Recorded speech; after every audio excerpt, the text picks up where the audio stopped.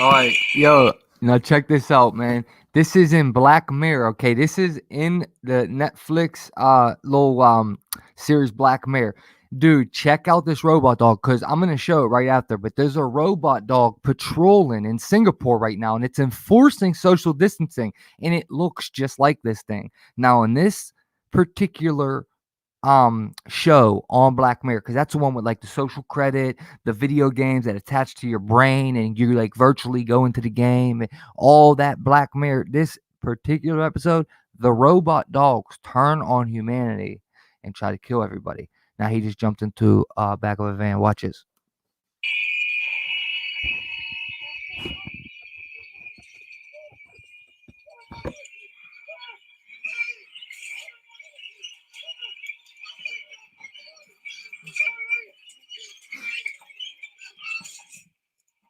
Oh, he blew his top off, B. Oh shit.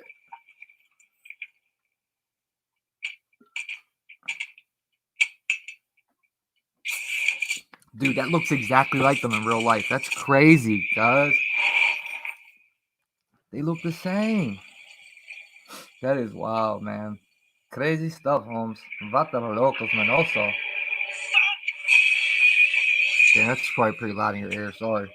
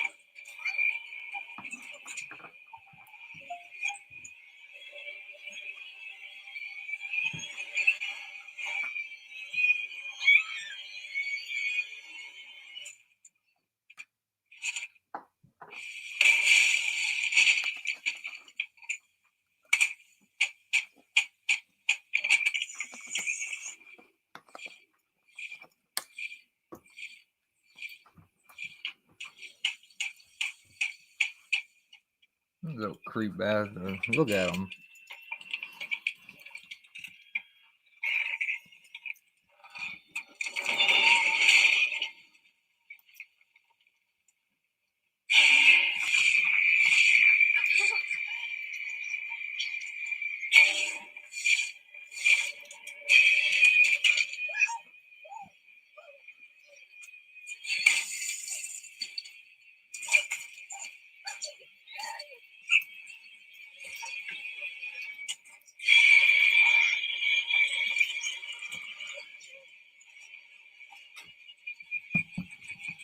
Guys, barking orders robot dog used to enforce social distancing in Singapore parks during coronavirus lockdown. And that's why I just showed you the clip of that scene from Black Mirror that seems to have so much stuff in real life, the social credit, school. Before I play it, look at this. Look what's on the robot dog. Now, in my recording video that I'm showing right now, I do stop and say this, but because it's paused right here, dude, look, that's the Israel. That's the Israel star, the flag, that the Star of David that's on the Israel flag. That's it right there on the dog that's in Singapore. So, so you know. The games, the way they have like the interfacing to your computer, then they have like the games, the video games in there for the future, so to speak, or like where you literally clip like interface, just like the Neuralink interface with a computer. You like clip something to your brain, and then you're like virtually through your brain, you're in the video game, and then they have that dog. That computer dog that turns on humans, and you see now it just killed the people.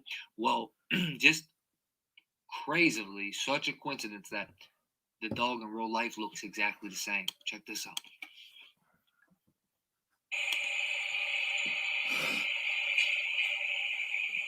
Look how creepy that is, cuz. Enforcing social distancing, though. Get the fuck, kick that thing right over, bro. I love real dogs, though. Oh my goodness. This is so ridiculous. Enforcing social distancing. This is This coming is to what they're America. doing. Guys, better stand up now. Now, pause that. Wow, isn't that just such a quadinky dink? What's that? What is that, guys? What's that star right there on that dog? Wow, looks just like the star that's on the Israel flag. Look at that, Johnny. Look at that. The Star of David, which really isn't. It's all Satanism. And man, the Jews in Israel, this is nothing towards them at all. This is just the Zionist Jews that I'm talking about. And the Zionist black people, Zionist white people, the Chinese Zionists, the all the Zionists of every race and ethnicity. This has nothing to do with Jews. This has to do with Zionism, all right? But this just so happens where it originates. And that star is their main, everything they're behind is behind this star too. And for those around you, please stand at least 1 meter apart. Thank you. Lima. I wonder what that means. Lima. Would you look how creepy that is? Yeah, right, TJ. I'm throwing that bitch in the river. A robot dog enforcing social distancing. Made in MIT with an Israel star on it. It says sensors on it. Star David right there. Lima 002 sensors. It's in Singapore, and it has the Star of David on it. But it's made in Boston Dynamics. And the word sensors. Pretty weird, dude. Dude, look how it moves. So there's 3 steps. There's the modest creepy. changes We we're will announcing. continue on in this video during our live stream. I'll be playing this video during the live stream. The robot named Spot is being used to enforce social distancing across parks in Singapore. We will continue along with the live stream. I got the Rockefeller document here. But I just want to show you RoboDog, and then RoboDog is the same RoboDogs that turn on humans in the show Black Mirror on Netflix. Turned on humans. But yeah, guys, this is it right here. The rest we'll do on a live stream. And if I happen to upload this video, you're hearing this now, I'll probably add to it, and I'll probably give commentary through it so you understand. But much love to everyone. Iggy, Shadow Band Productions. Check it out. There it goes, baby. All right, that's public right now. So that's public, but if I re-upload that on my channel, I will add to that because it's just not, they don't got the proper outro to it. So, but no biggie. Let me get back over here to Shadow Band Productions, baby. Get down here to some audio library, baby. Alrighty. Now, now, guys, here is what brought me down this rabbit hole. Department of Defense. Now, like I said, these documents were hard to find. Anything with talking about this domestic quell has been erased. See, like, look, it's all been, everything about this nano domestic quell has been taken down. And I got lucky finding this. You see the date of when this is from, okay, 2013. All right, now the documents are interesting and to the day that we're in, the times we're in, okay? DTFN estimates for nano domestic quell phase 4 updated compliance. June 2013. Assistant Director of Advanced Project, the Office of DARPA Command for the man, dude, I can't read what that says. DEPSEC, DEF for Defense Eyes Only, for the Department Secretary Defense. That's what it stands for. Department Secretary Defense Eyes Only. Now, another thing, real quick, before I read this, is the damn, cuz what I was about to say.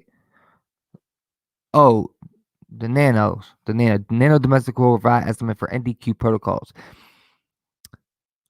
Project infection for general U.S. populace by January 2014 is estimated to reach 98% total infection for ages 18. They're talking about being infected with nanoparticles. Okay, by 2014, DTFM projects disposal mediums will require additional resources. Phase 4. Okay, and right here it talks about how they put it in Pepsi, Nestle, Chicago Municipal, talking about their water, Atlanta Municipal, talking about their water, Coca-Cola, LA, and Seattle. Now, this was something I thought was interesting. New York isn't up there, but LA is, which was an epicenter. Seattle is the first epicenter. That's up there. And Chicago's up there. That's another epicenter. And then Atlanta's up there. And Atlanta is where the CDC is, their main building. And it seems to pop up on all the predictive programming movies like Contagion, Containment.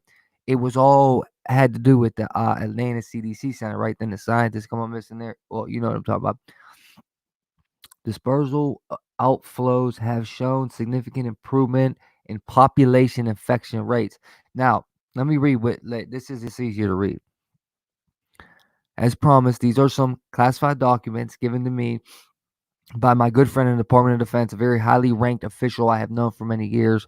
And some of you might have seen videos about this. Okay, so I'm not the only one to talk about this.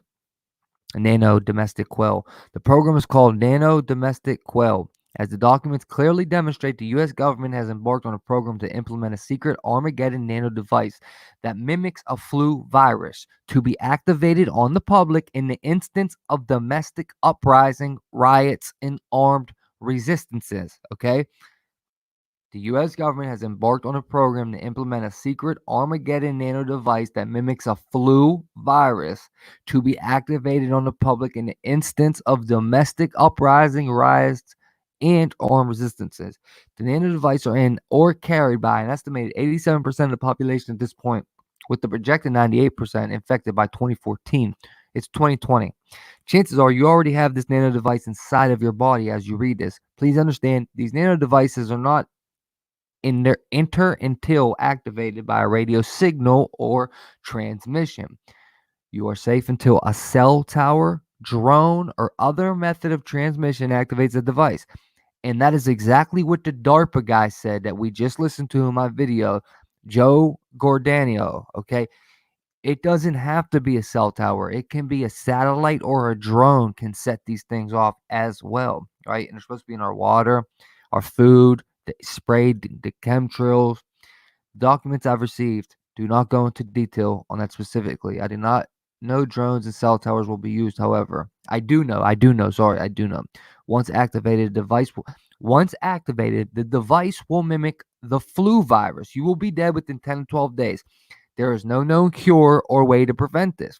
So, with that said, I thought it was interesting to bring to you guys in the time we're in. I'm not saying this is all legit. I'm not saying it's all real. I'm just saying that I know nanoparticles are real. Okay. I know that the documents like this come out from the DOD and from DARPA all the time. People do get them out somehow sometimes. Sometimes people make shit up, but there's people talking about this on YouTube right now. Okay. Like I said, Wendy sent me something that brought these documents to my eyes, and that's what made me get down the rabbit hole to make the video you just watched. But I just feel good about this. You know how you get them feelings? I just feel like this is definitely legit. Every single thing. I'm not kidding. If go Google nano domestic quell, Bing it, Google it. I'm not kidding. Everything you find, all of it will be taken down. Dude, I had to look for an hour just to find this page. I could not find these documents. These pieces of paper right here, I could not find these, bro, anywhere. They were taken down. So any link that said nano domestic quell, I hit it. It was a 404 error, or it took me to a YouTube video that was taken down. Everyone. So you have to ask yourself, when they do that, it's usually the shit they don't want you to know. So here I go putting it up. We'll see if I get taken down. Like you see the video right here. It was removed. Okay. Video is unavailable. However, I will give you this direct link to this page I'm on right now so you can have these documents yourself. You can share them around and I'll finish reading. But like I said, it mimics a flu virus. And what they do is they can set off the nanos to mimic the flu virus when they set them off. Or they can let them go and they could be fine. They could not affect you at all. Or they can do other things, which we're about to get into. The military can target very specific locations, particularly with drones. Why do you think they want drones over U.S. skies so desperately? They can't target a room. They can target a room, a small house, an apartment complex, city block, town, or a whole metropolitan area.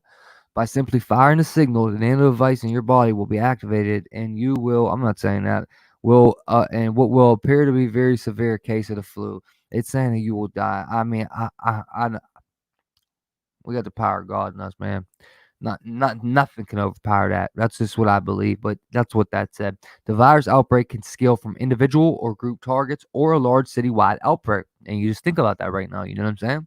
This program was not created to kill everyone. Let me repeat. They are not trying to kill everyone. They created this program to deal with domestic uprisings during an economic collapse. So particularly, this particular document, domestic quell, was not to hurt people. It was just to get people that uprose, the people that fought back during in particular an economic collapse. And that's another thing that I found very intriguing to bring you guys right now, because we are about to go into one. Okay, we're already in a depression. We're already in a recession. We're already in a recession on the way to a depression, is what I meant to say. But an economic collapse. Now, if this document's accurate, then they can activate these things to fight against us, but mainly to keep control, get control. It's all about control. That's what it's about. They'll let you live if you just listen to them. If you just follow the rules, follow your orders, listen to authority, be a slave, you can live. Well, no. Like I said, freedom is dangerous. You got to take them risks if you want freedom, all right? What did Benjamin Franklin say? One who gives up any little bit of liberty for anything doesn't deserve either. I'm not saying it right, but Benjamin Franklin said something just like that. If you give up your liberty for anything, it doesn't matter. Just like a sickness, then you don't deserve to have it, because they're going to keep. You're not ever getting it back. Benjamin Franklin said it himself. Sorry, I just hit that in my head. It is now ready and being implemented. When the collapse happens, they won't have enough troops to control the country or deal with the armed resistances. They need another way of keeping control by not having to fire a single shot to put down an armed uprising. They're essentially killing two birds with one stone. A flu virus will appear to be a random act of God instead of perceived government aggression. Why do you think they haven't banned guns? They don't need to do with the system in place. Remember, this is 2014.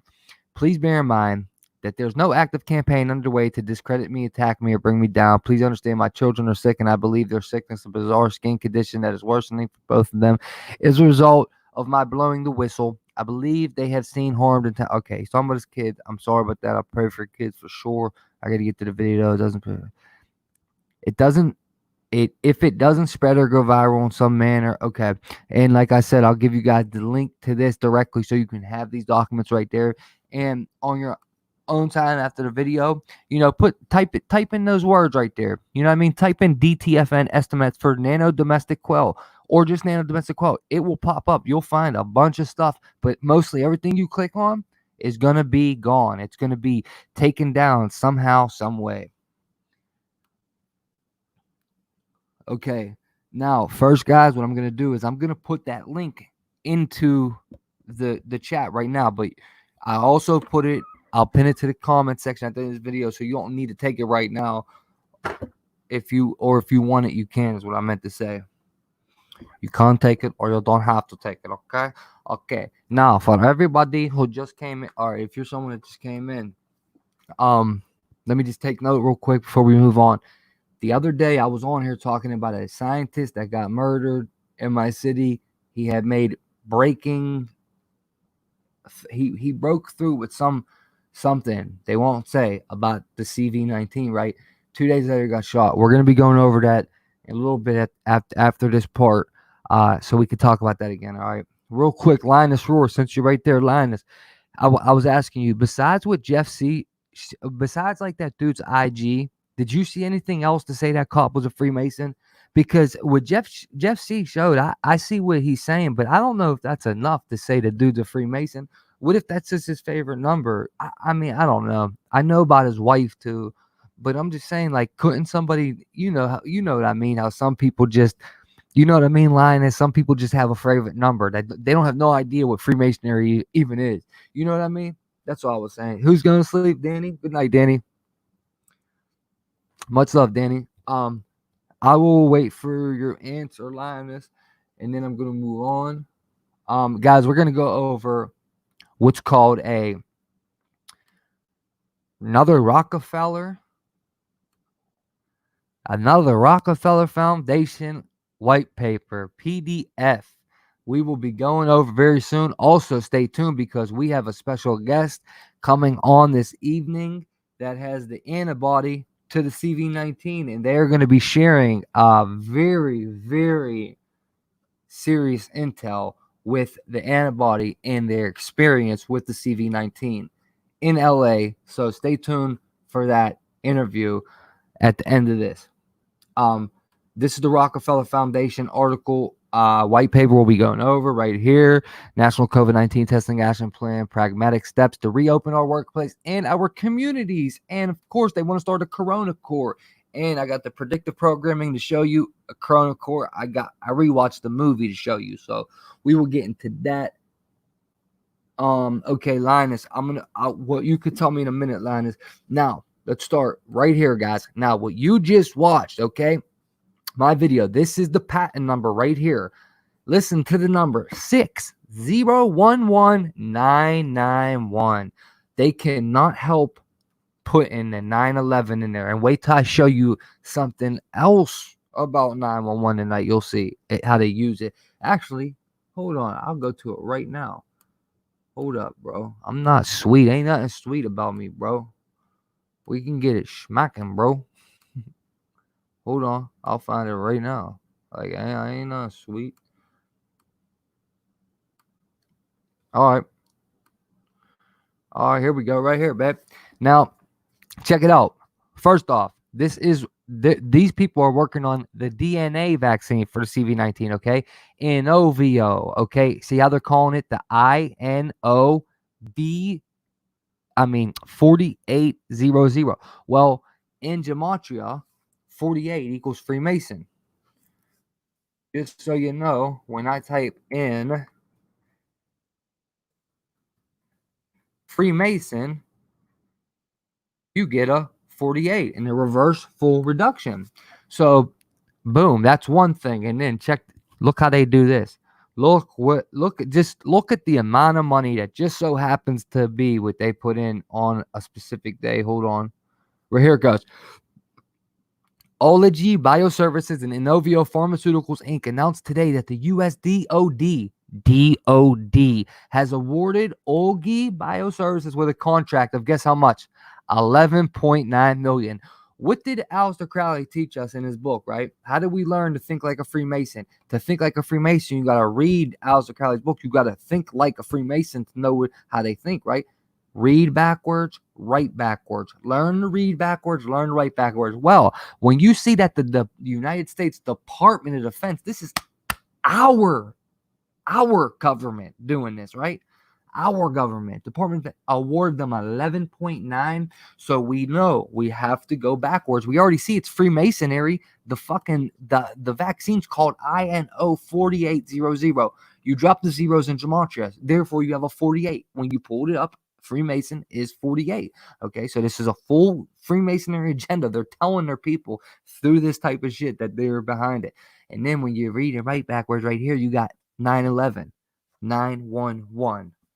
All right, that shit ticks me off, man. Man, all them people they got, man, that day, that ticks me off. But back to the nanoparticles in your brain, the signals, and how they can control you, interface, downloading straight from the cloud to your brain. The patent number on here is 6011991, and you got a 911 again right there, and you got 3 6s in there if you flip the 2 9s. Now, just real quick, I'm just reading the abstract. A system and method for enabling human beings to communicate by way of their monitored brain activity. The brain activity of an individual is monitored and transmitted to a remote location, e.g. by satellite. Okay, now what did we learn with the 5G death towers on the Paradise, on the cruise ships, right? They had the big ass 5G towers on there. What did we learn? That they can do it through satellites, that they can shoot down enough to make it 5G technology, just do a satellite above it, right? We learned that right there. It doesn't have to be a tower. It can be held on a drone or a satellite, the 5G. Okay, you know how the towers got to be close together? Well, drones and satellites can be that tower as well. At the remote location, the monitored brain activity is compared with pre-recorded normalized brain activity curves, waveforms, or patterns to determine if a match or substantial match is found. If such a match is found, then the computer at the remote location determines that the individual is attempting to communicate the word, phrase, or thought corresponding to the match stored normalized signal. So, in short terms, in all words, they can literally see what you're thinking, or they can read your thoughts. You have no privacy over your own thoughts. You have no privacy over your own thoughts with this. Okay. Now, the patent here, I'll give it to you right now, but I'm going to keep it up, and I'm also going to pin it to the comment section of this video. But just in case you want it right now, Google patent number right there. It's legit, 100%. That patent is legit. And just the name of the patent: communication system and method including brainwave analysis and or use of brain activity. All right. If you the one I read in the video explains it better. Patent 6011991, remote brain computer interface, neural monitoring, and remember Neuralink that Elon Musk is making. This goes hand in hand with that. A system and method enabling human beings to communicate by way of their monitored brain activity. This is artificial telepathy. All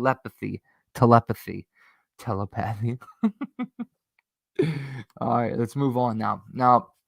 I'm also going to pin this in there so you guys can see how you can beam with photons. They can beam energy. They can beam like target individuals. They can beam photons into their head thoughts. They can mess with them, give them skin irritations, make them feel like the room's shaking. Like they can do a lot of weird ass shit, man. It's crazy stuff. But hey, it's real. Like this is real technology. If you don't know, which most of you are gonna know, if you don't know about this technology, trust me, look into it yourself. Don't trust me, actually. Look into yourself. Photon flux. I'm gonna pin this in the comment section. This stuff is legit. And the G5, the high-speed internet. In case you don't know what I'm saying 5G internet. When those go up, that is the final piece to the puzzle. So they have this full control of this technology right here. But they can literally already do it. They can literally already do it, moving a satellite over your house and beam something into you, have a tower close to you, beam a thought, beam a skin irritation, like I was just explaining. But look, I'm going to show you how it works right now. Okay, check this shit out, bro. I'm going to show you guys right now how this works, okay? And we're going to come straight to this. Bending microwaves in forbidding frequencies with simulated materials, okay? But first, let me show you this right here, okay? The octomag, an electromagnetic system. Look what it's called, ladies and gentlemen. For 5DOF, wireless micromanipulation. Look, when I show you, what I'm about to show you is exactly how they're going to move, how they'll be able to move nanoparticles through your body when G5 goes up.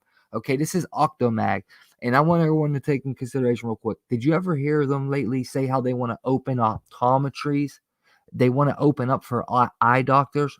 It's weird, but on the news, I keep hearing how they're like, let's open up. We can open up an optometrist. Like it won't be full. It will be okay. Like they're trying to make excuses for optometrists to go back to work. In other words, like it won't be packed, which I thought it's weird when I read this about an eyeball. They can move a nanobot through an eyeball. Now the nanoparticles can turn into nanobots. All right.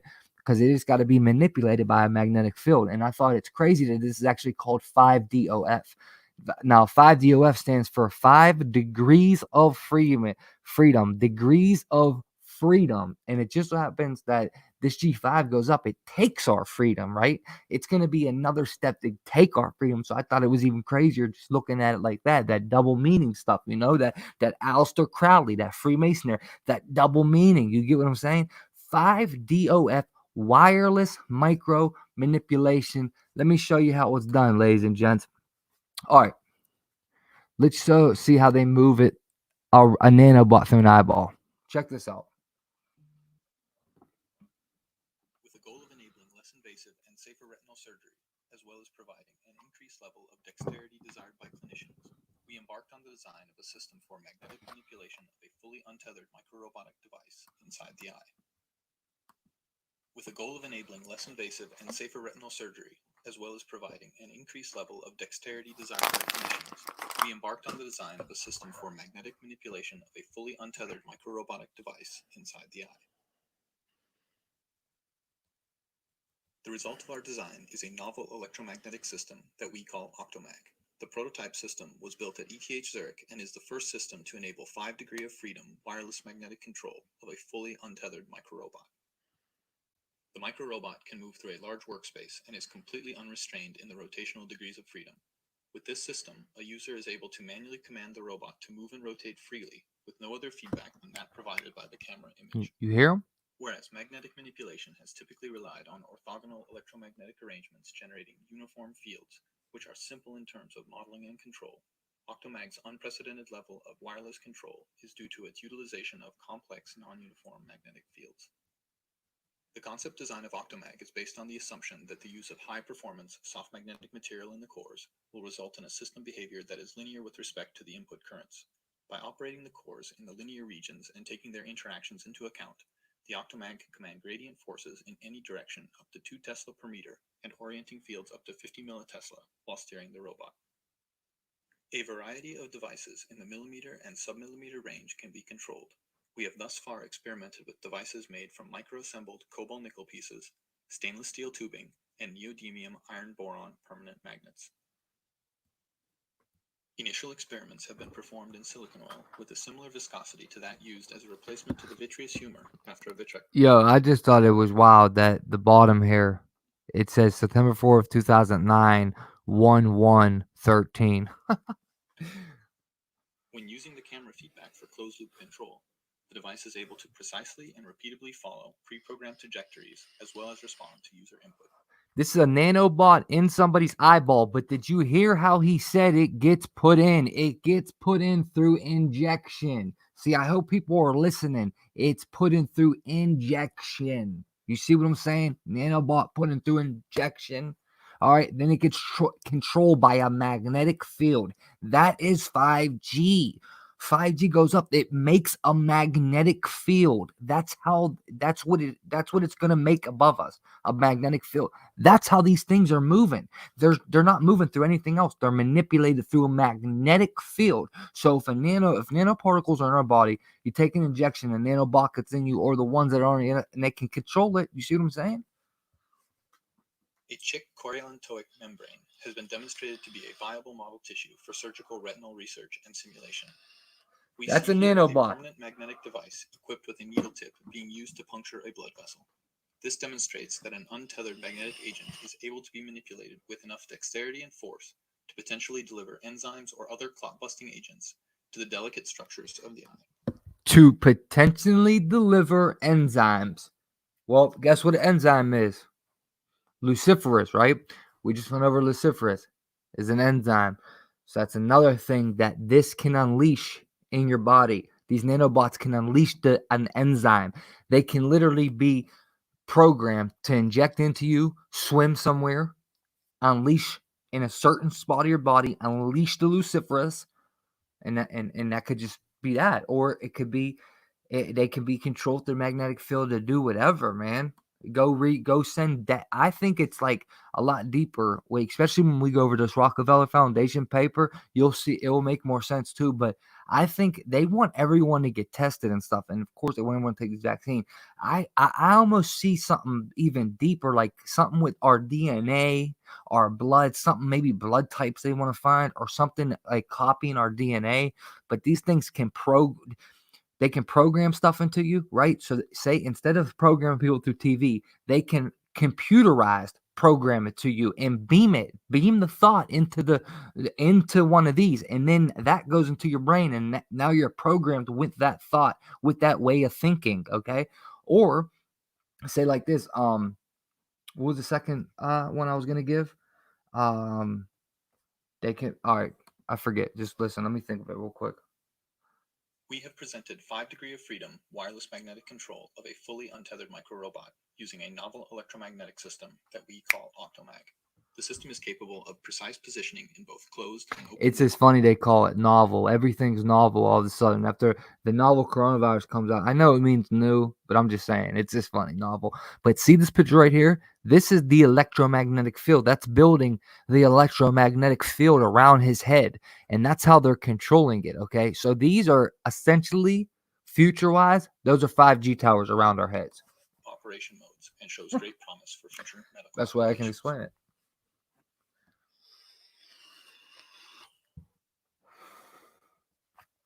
And it's called Iris. Did you see that? Of course, Iris, right? I know it's about the eye, but just oh man, it doesn't have to get all big. But just the fact it's Iris and look at the little eyeball in there.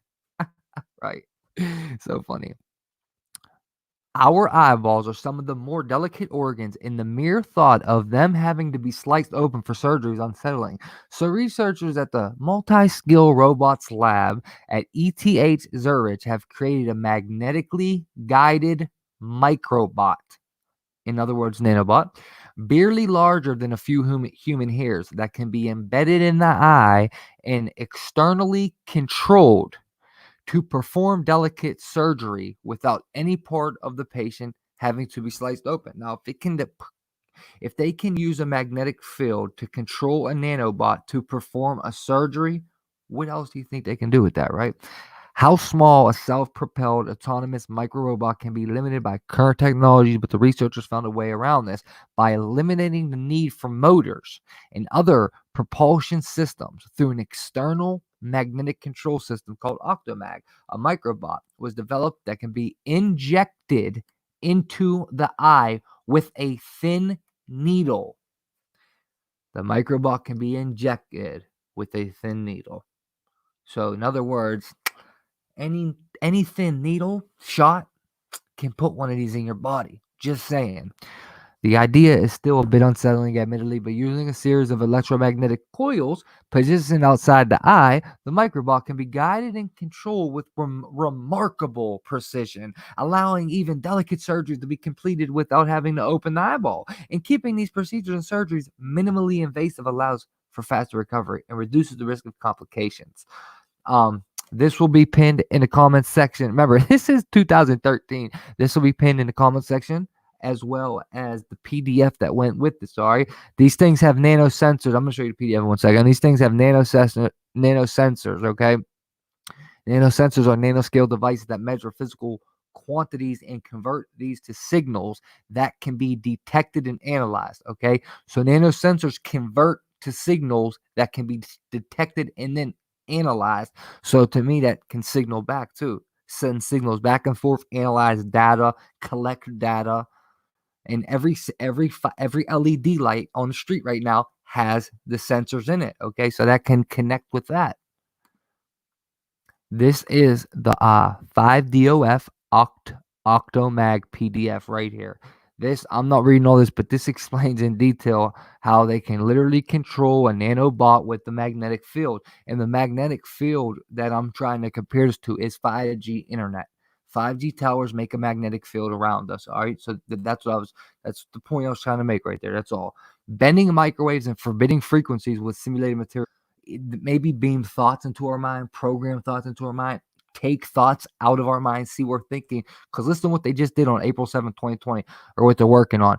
Using plasma to control microwaves for beaming direct energy toward a specific point is explored for their durability in high energy electric fields and their reconfigurable structure. Now, don't quote me on this, but I also think a 5G makes it would be considered a high energy electric field as well.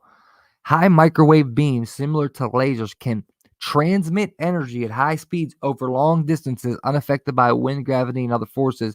Aerospace engineers at the University of Illinois in Urbana-Champaign. Hold on. YouTube. What happened here, bro?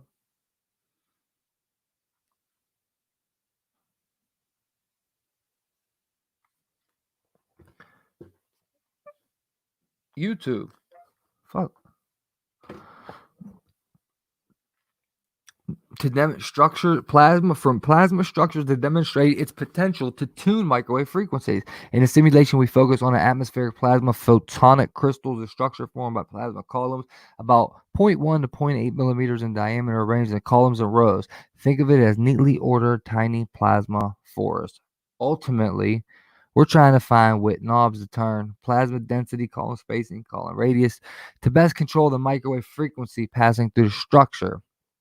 But yeah, I'll pin this here. I'll give you this document. This first line was the point I was trying to make with that. That was really it. It's how they're beaming. What's up, Big Rob? Big Rob in the house. Big Rob in the house. What's up, baby?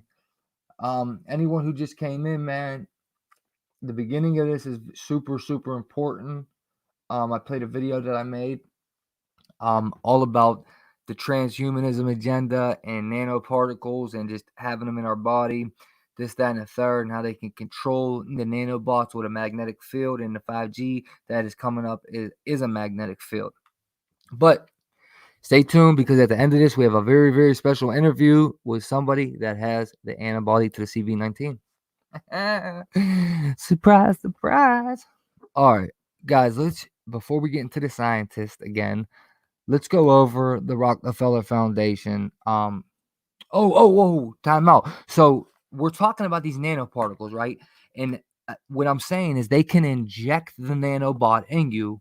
Okay, you just seen that they when they do an eye surgery with a nanobot, they inject it in the eyeball with a needle. So that means any nanobot can be injected to anybody with any needle at any given time, and you won't even know about it if it's in there. I'm just saying that. From that point, you make your own decision on what you do. But do you know that nanoparticles actually connect to the word corona? Now, some of you might not have been here when we did this, but I'm going to show you again right here. The basic concept of the nanoparticle corona. I'm not sharing the screen. Sorry.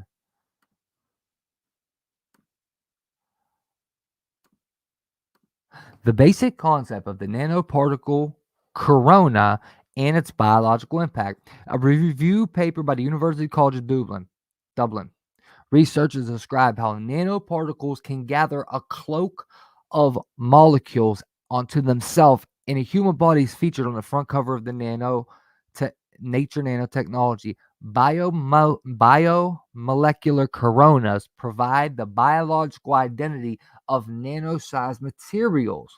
That's deep. The concept stands to have profound implications for nanomedicine, which includes improved drug delivery and the ability to diagnose disease earlier in the safe regulation of nanotechnology.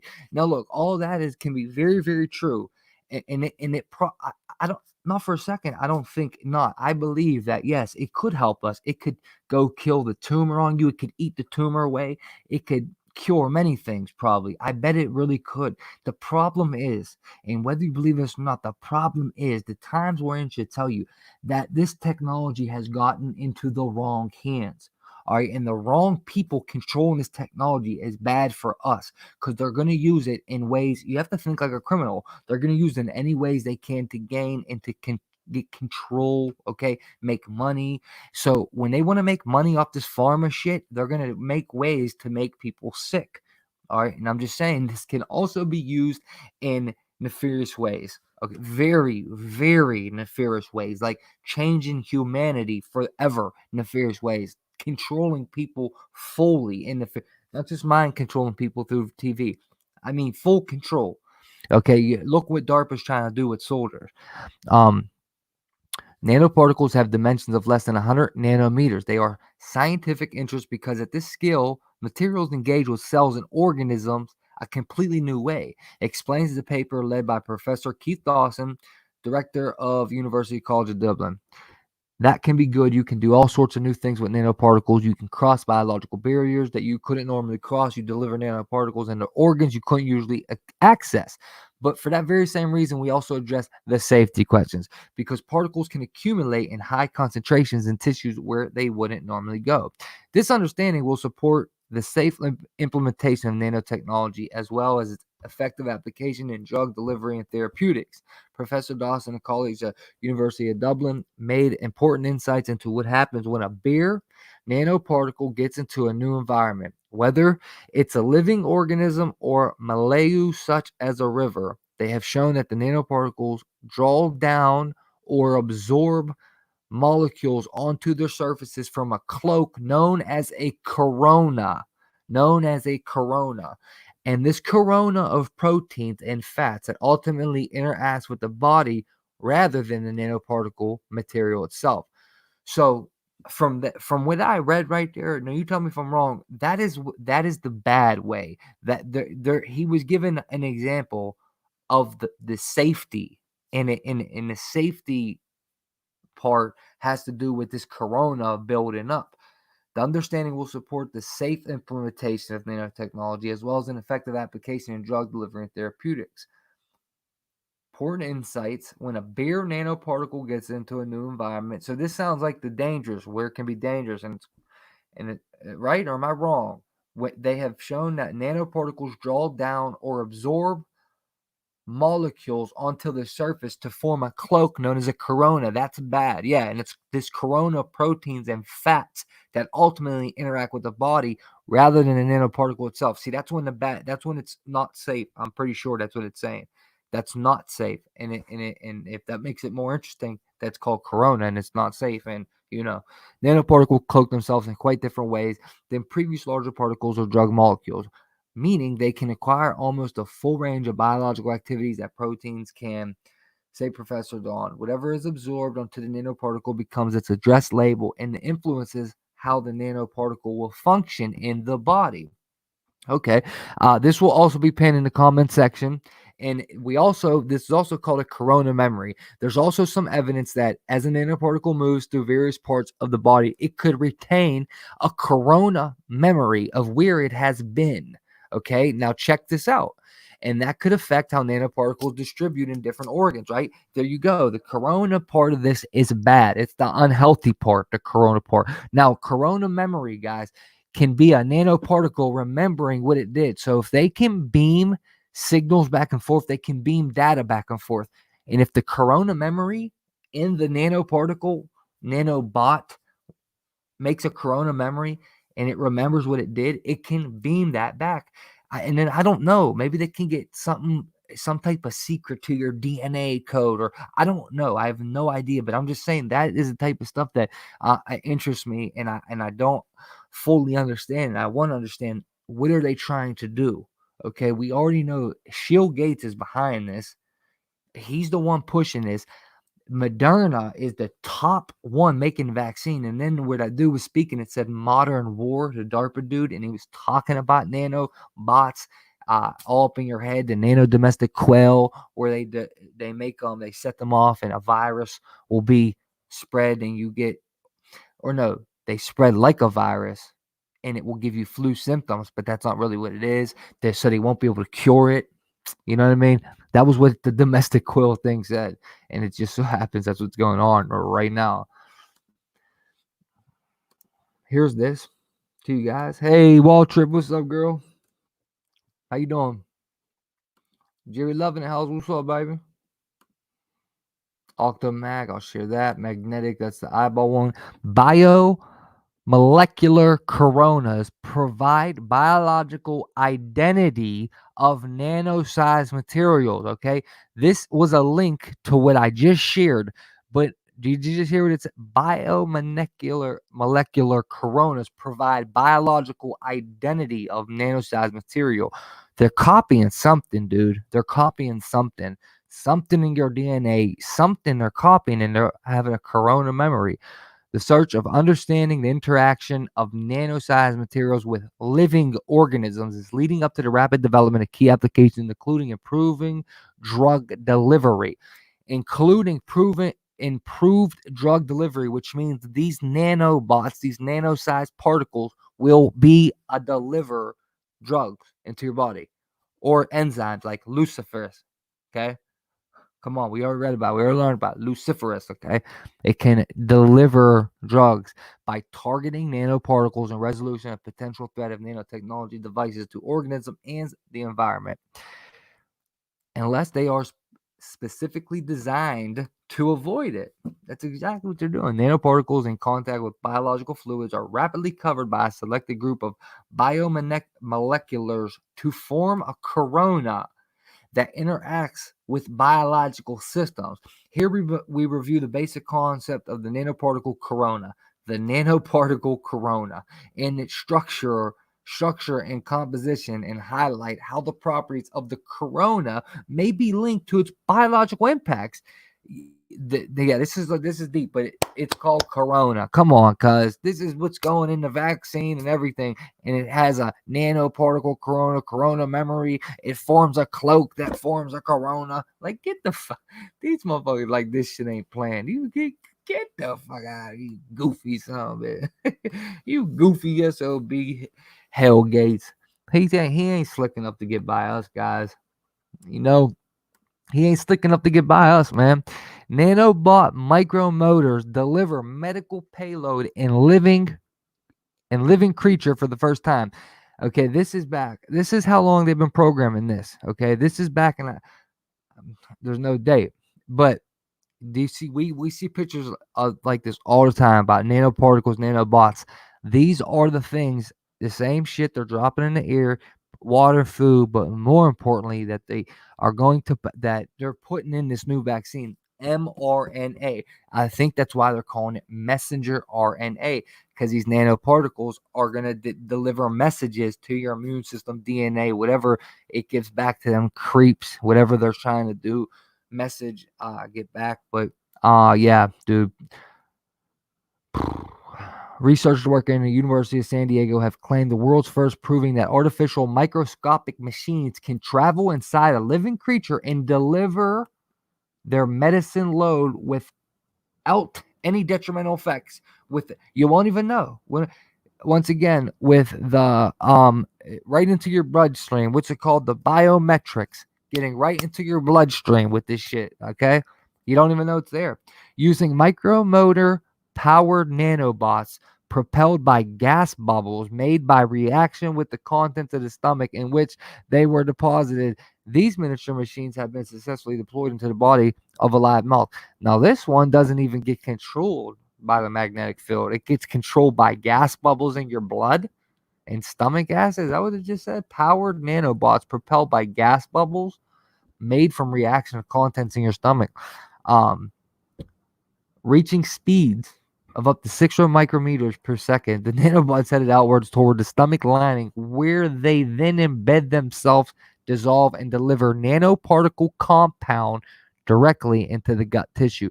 Same with the luciferase. Same exact thing, just on your skin somewhere, where they're going to go like this and say, yeah, you've been vaccinated, dude. Let me see your arm. Yeah, you've been vaccinated. You can go to work. Here, you've been vaccinated. You can go in the store now. Are you kidding me? Are you cool with that? Are you going to be, bro, are you going to be with, guys, seriously, look at me, dude. Are you cool with that? Let me see your arm right now. Okay, you've been vaccinated. Go ahead. You can go in the store. Let me see you. Okay, you can go to work. Okay, you can come out of your house. Okay, children, you can go to the park. By showing your arm, negative. I will die first, bro. Listen to me. On everything I love, on everything I stand for, I will die first. I hope that don't come to that. I hope we all get to live a nice, normal life like we were supposed to. I hope our kids get the same opportunities we had before November. And I hope and I pray, and I'm with you guys, and I'm ready to fight, stand up for my rights at any given moment, at any given time, whenever the time comes. But the time is here and the time is now. I'm ready. I'm with it. I'm not doing none of the goofy shit, though. I'll tell you that much. It ain't happening, Captain. It's not happening. All right, and that's just how you gotta be. Even though they're completely ripped the Constitution apart right now, there is no Constitution. They ripped it apart. This is a complete violation of our rights. Even the weirdo governor in New York said this is voluntary. Remember when I played the video where he said it's all voluntary? Guys, if you just leave, just go to work, just go. They can't do nothing, bro. Just go to work, go play outside, do whatever you want. They really can't stop us. You understand? You are consenting.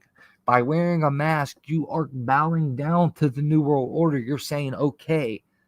I'm just saying, okay? When I get on a bus, because I take public transportation because my license is been, I have to put on a mask. I wear it because I have to travel.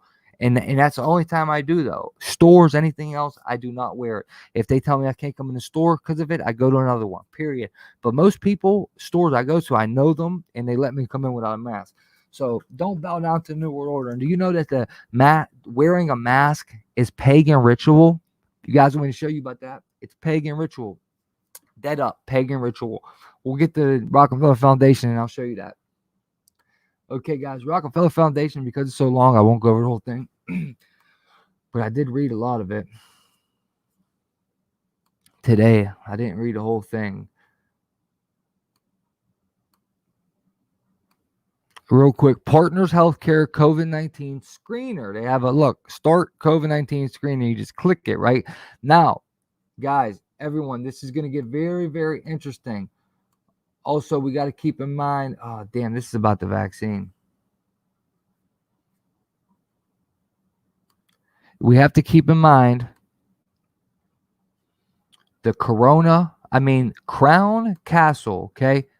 Remember, Bill Gates just put, what's it called? 5.3 million shares in the Crown Castle, Corona Castle. And they are the leaders of 5G. Where the heck is this it right here? Yeah, this is going to be it. This is it. And we'll get to it.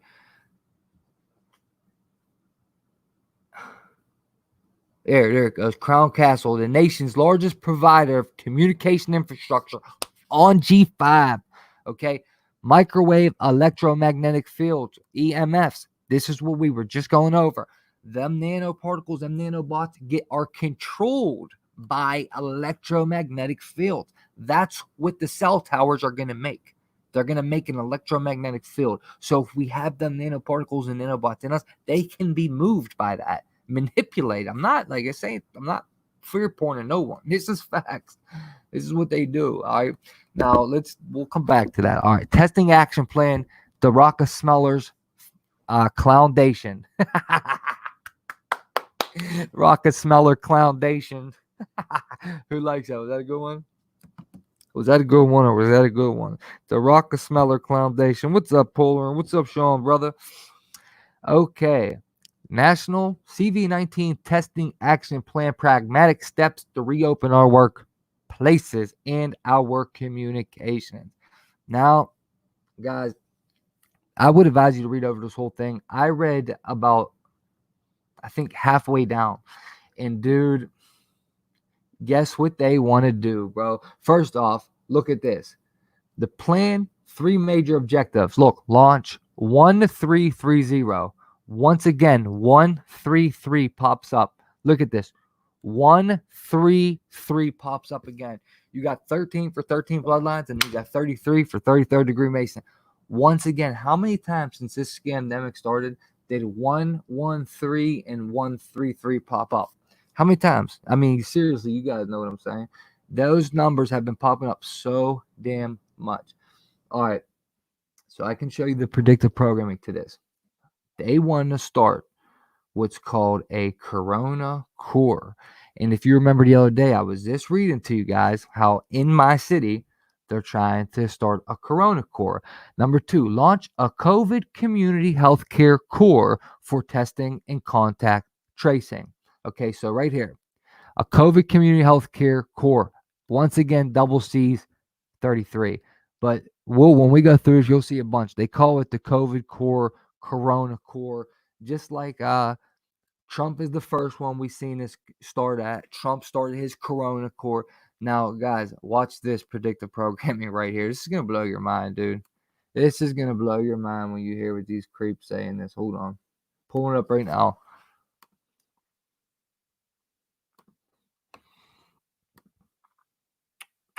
One second, guys. I'm pulling it up. I smell rocks. Am I the only one seeing shit flashing? It's like 100 of Jones everywhere. Is it the Skynet? What I'm seeing sitting outside? Really? Yeah, I haven't noticed it, Linus. 113 is from the Talmud. It says it's okay to deceive the goyim. Dude, Grump, that's crazy, brother. I didn't know that, man. Thanks for teaching me that, bro. That's crazy. I did not know that. It's okay to trick the goyim. Do you hear that shit, guys? Okay, I'm pulling it up right now, ladies and gents. Give me 1 second. What did I name it? It would be Corona Core. I would have named it Corona Core. There it goes. I found it. I found it. I found it. I found it. Haha, I found it. All right, come on. Come on back over, guys. Guys, come back over. Where you at? Okay, right here. Here goes your predictive programming, the Corona Core. Let's do it, baby.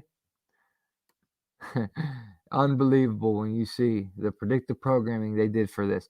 But guys, first let me help you understand this real quick. The Corona Core in real life, okay, that they're talking about in the Rockefeller Foundation white paper that we're going to finish going over right now. They want it also in Pittsburgh, my city. We just read it the other day. The video they took down when the scientist got killed. We were talking about it. Remember, we were talking about how the community college in Pittsburgh is teaching people how to contact trace, and they want to start a coronavirus core, Corona Core, double C, right? Corona Core. Then Trump, about 3 weeks to a month ago, was the first one to say that Corona Core. Right now, the Rockefeller Foundation is doing another think tank paper that's playing out the future, right? They say how it's too early to come out. It's going to spread. They're talking about the second wave, just like Event 201. It's going to be way worse when we get locked back down again. Watch. They're going to let us out, and then another boom, it's going to happen again, right? And they're going to say, see, I told you guys, you got to stay locked in now. I told you you guys was going to get sick again, right? And I'm not even sure if it's even going to be real, but what if they put something in the air? What if they use some type of nerve gas or something? We don't know. They hate us, okay? They hate us. They don't like, they want to control us. And if we don't listen, they're going to, listen, we got to fight for our rights, period. Dangerous freedom is better than being enslaved in a damn cage just to be safe, okay? Come on, dude. We're grown men around here. We can protect ours and our own, okay? We don't need them. We don't need a government to protect us. Listen, let Iraq or China come invade. Let them. We don't want war, but go ahead. Come on our land and see what's up. You know what I mean? We're not going to mess with you. Don't come over here. So we don't need a government. It's all a delusion. You don't need them to protect you, dude. It's all about control. It's bullshit. Ain't no one coming over on our land, bro. Anyway, listen. Corona Core now is talking about it in the Rockefeller Foundation. Now look at this predictive program because it's mind-boggling that this was made in 2018.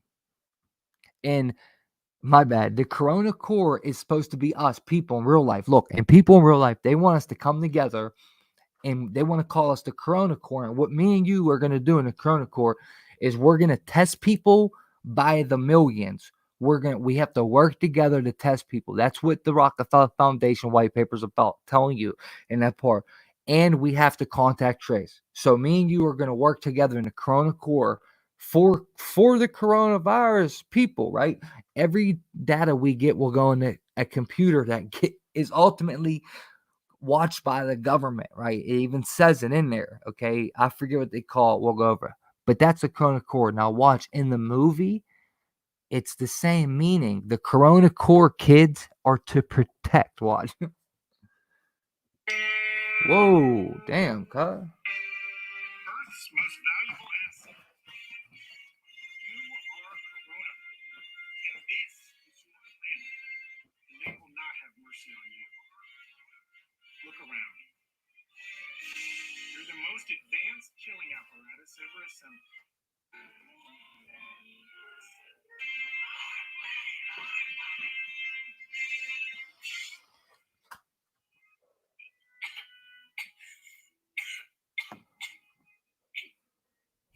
I just wish I could rest, let my body recover.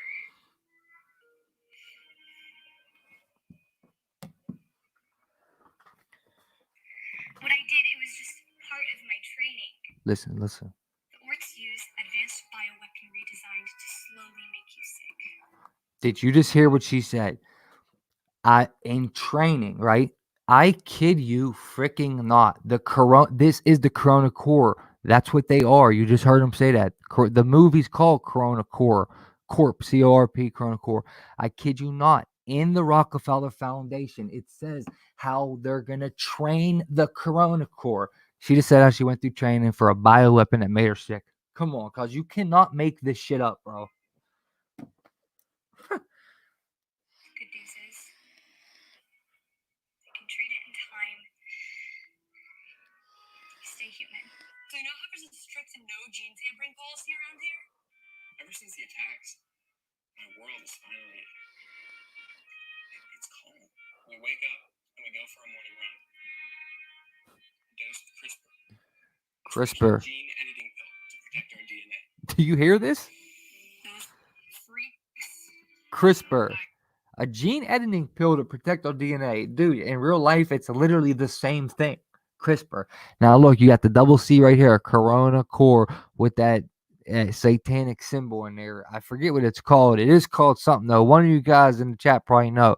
This star with these spikes. 1, 2, 3, 4, 5, 6, 7, 8 spikes. CC. We'll look it up. Oh, virus. She just said virus. Do you know how there's a strict no gene tampering policy around here? Ever since the attacks, my world is finally. You can't hear it, Linus? It's calm. We wake up and we go for a morning What run. about now, Linus? Dosed CRISPR. A special gene editing pill to protect our DNA.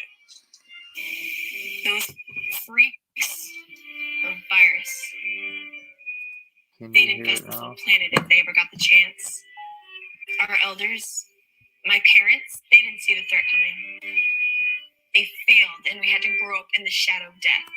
Okay, now let that motherfucking part sink in. These are kids. They're called the Corona Core. And she just said the virus infected, blah, blah, blah, talking about a virus. And she said our parents didn't stand up when they could have. Our parents didn't defend us. And now we have to grow up in the what? The shadow of death. Which does what? Where does that bring us, guys? That brings us to what? Psalms 23. What's going on here with my screen, dude? Come on, guys. Are you serious?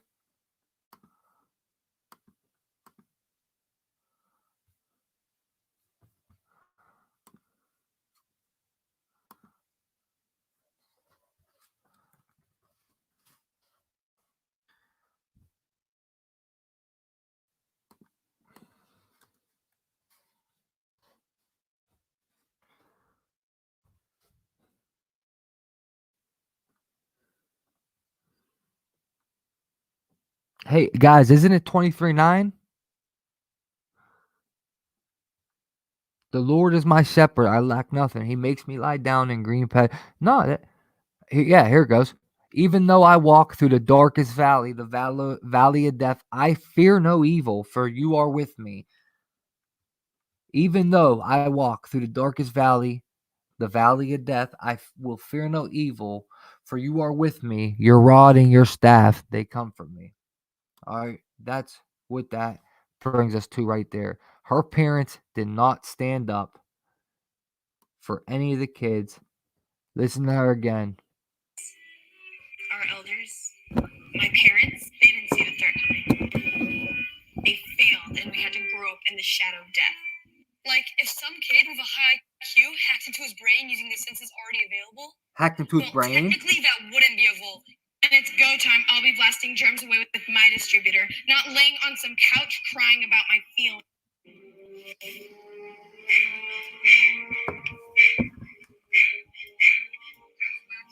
She needs our help. According to protocol, we should report to Mass Command, and if they don't think they can cure her, they're going to terminate her. You're hiding an infected cadet. Keep your voice down. That's the cure went in the hemisphere. And scanning for her. Mass Command. He goes, you're hiding an infected cadet of the Corona Corps, the double C's right here to 33. And I don't know if you recognize, but all these kids have barcodes on their neck.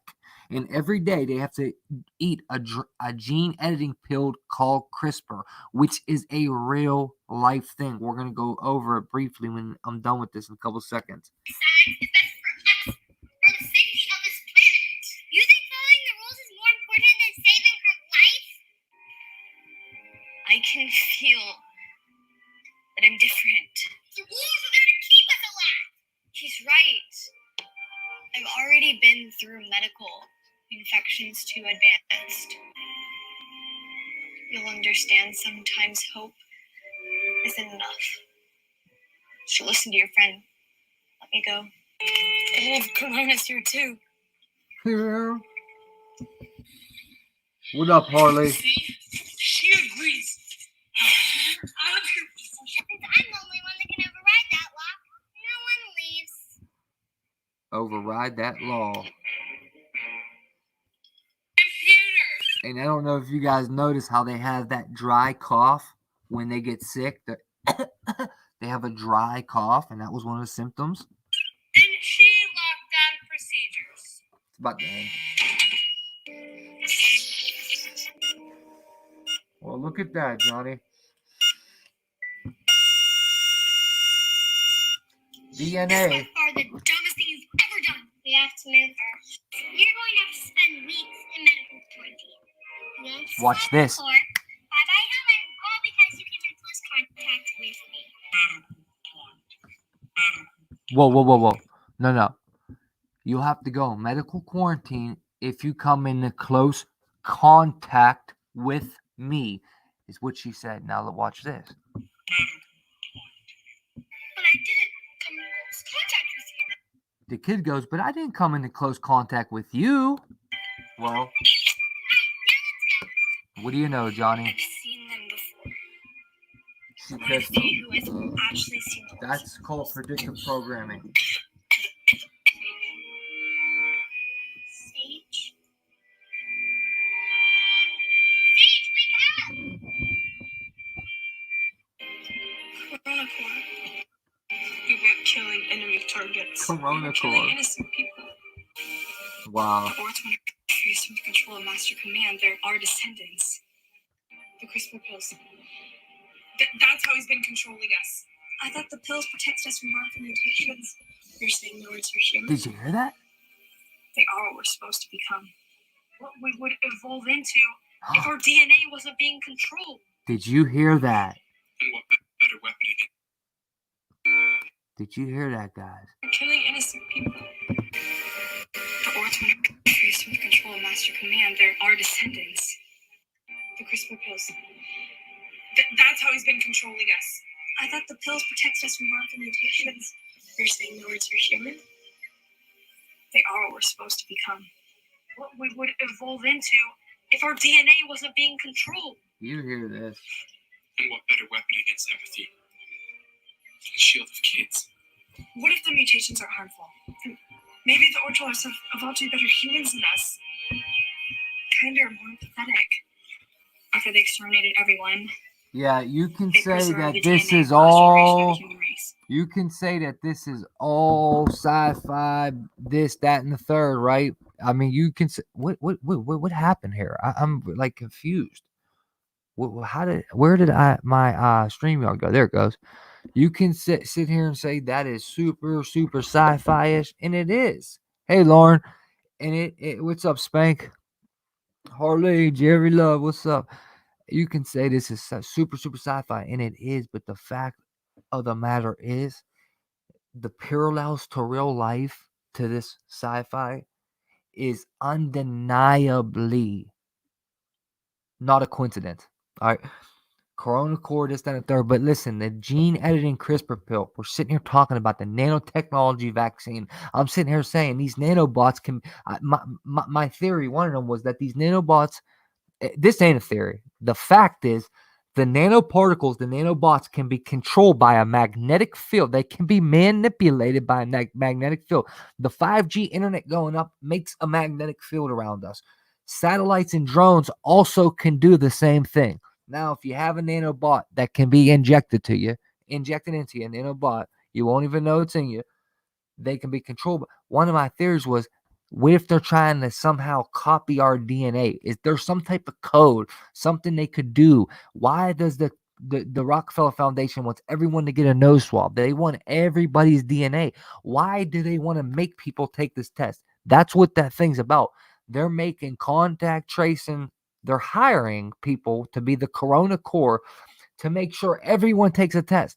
Why does everyone got to take a test? Think about that, dude. There's something to that.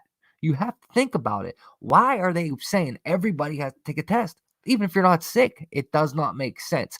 They want something in our body, bro. That's what I'm thinking. Like, they want something in our body. What do you guys think? I don't know. Let me know. What do you guys think?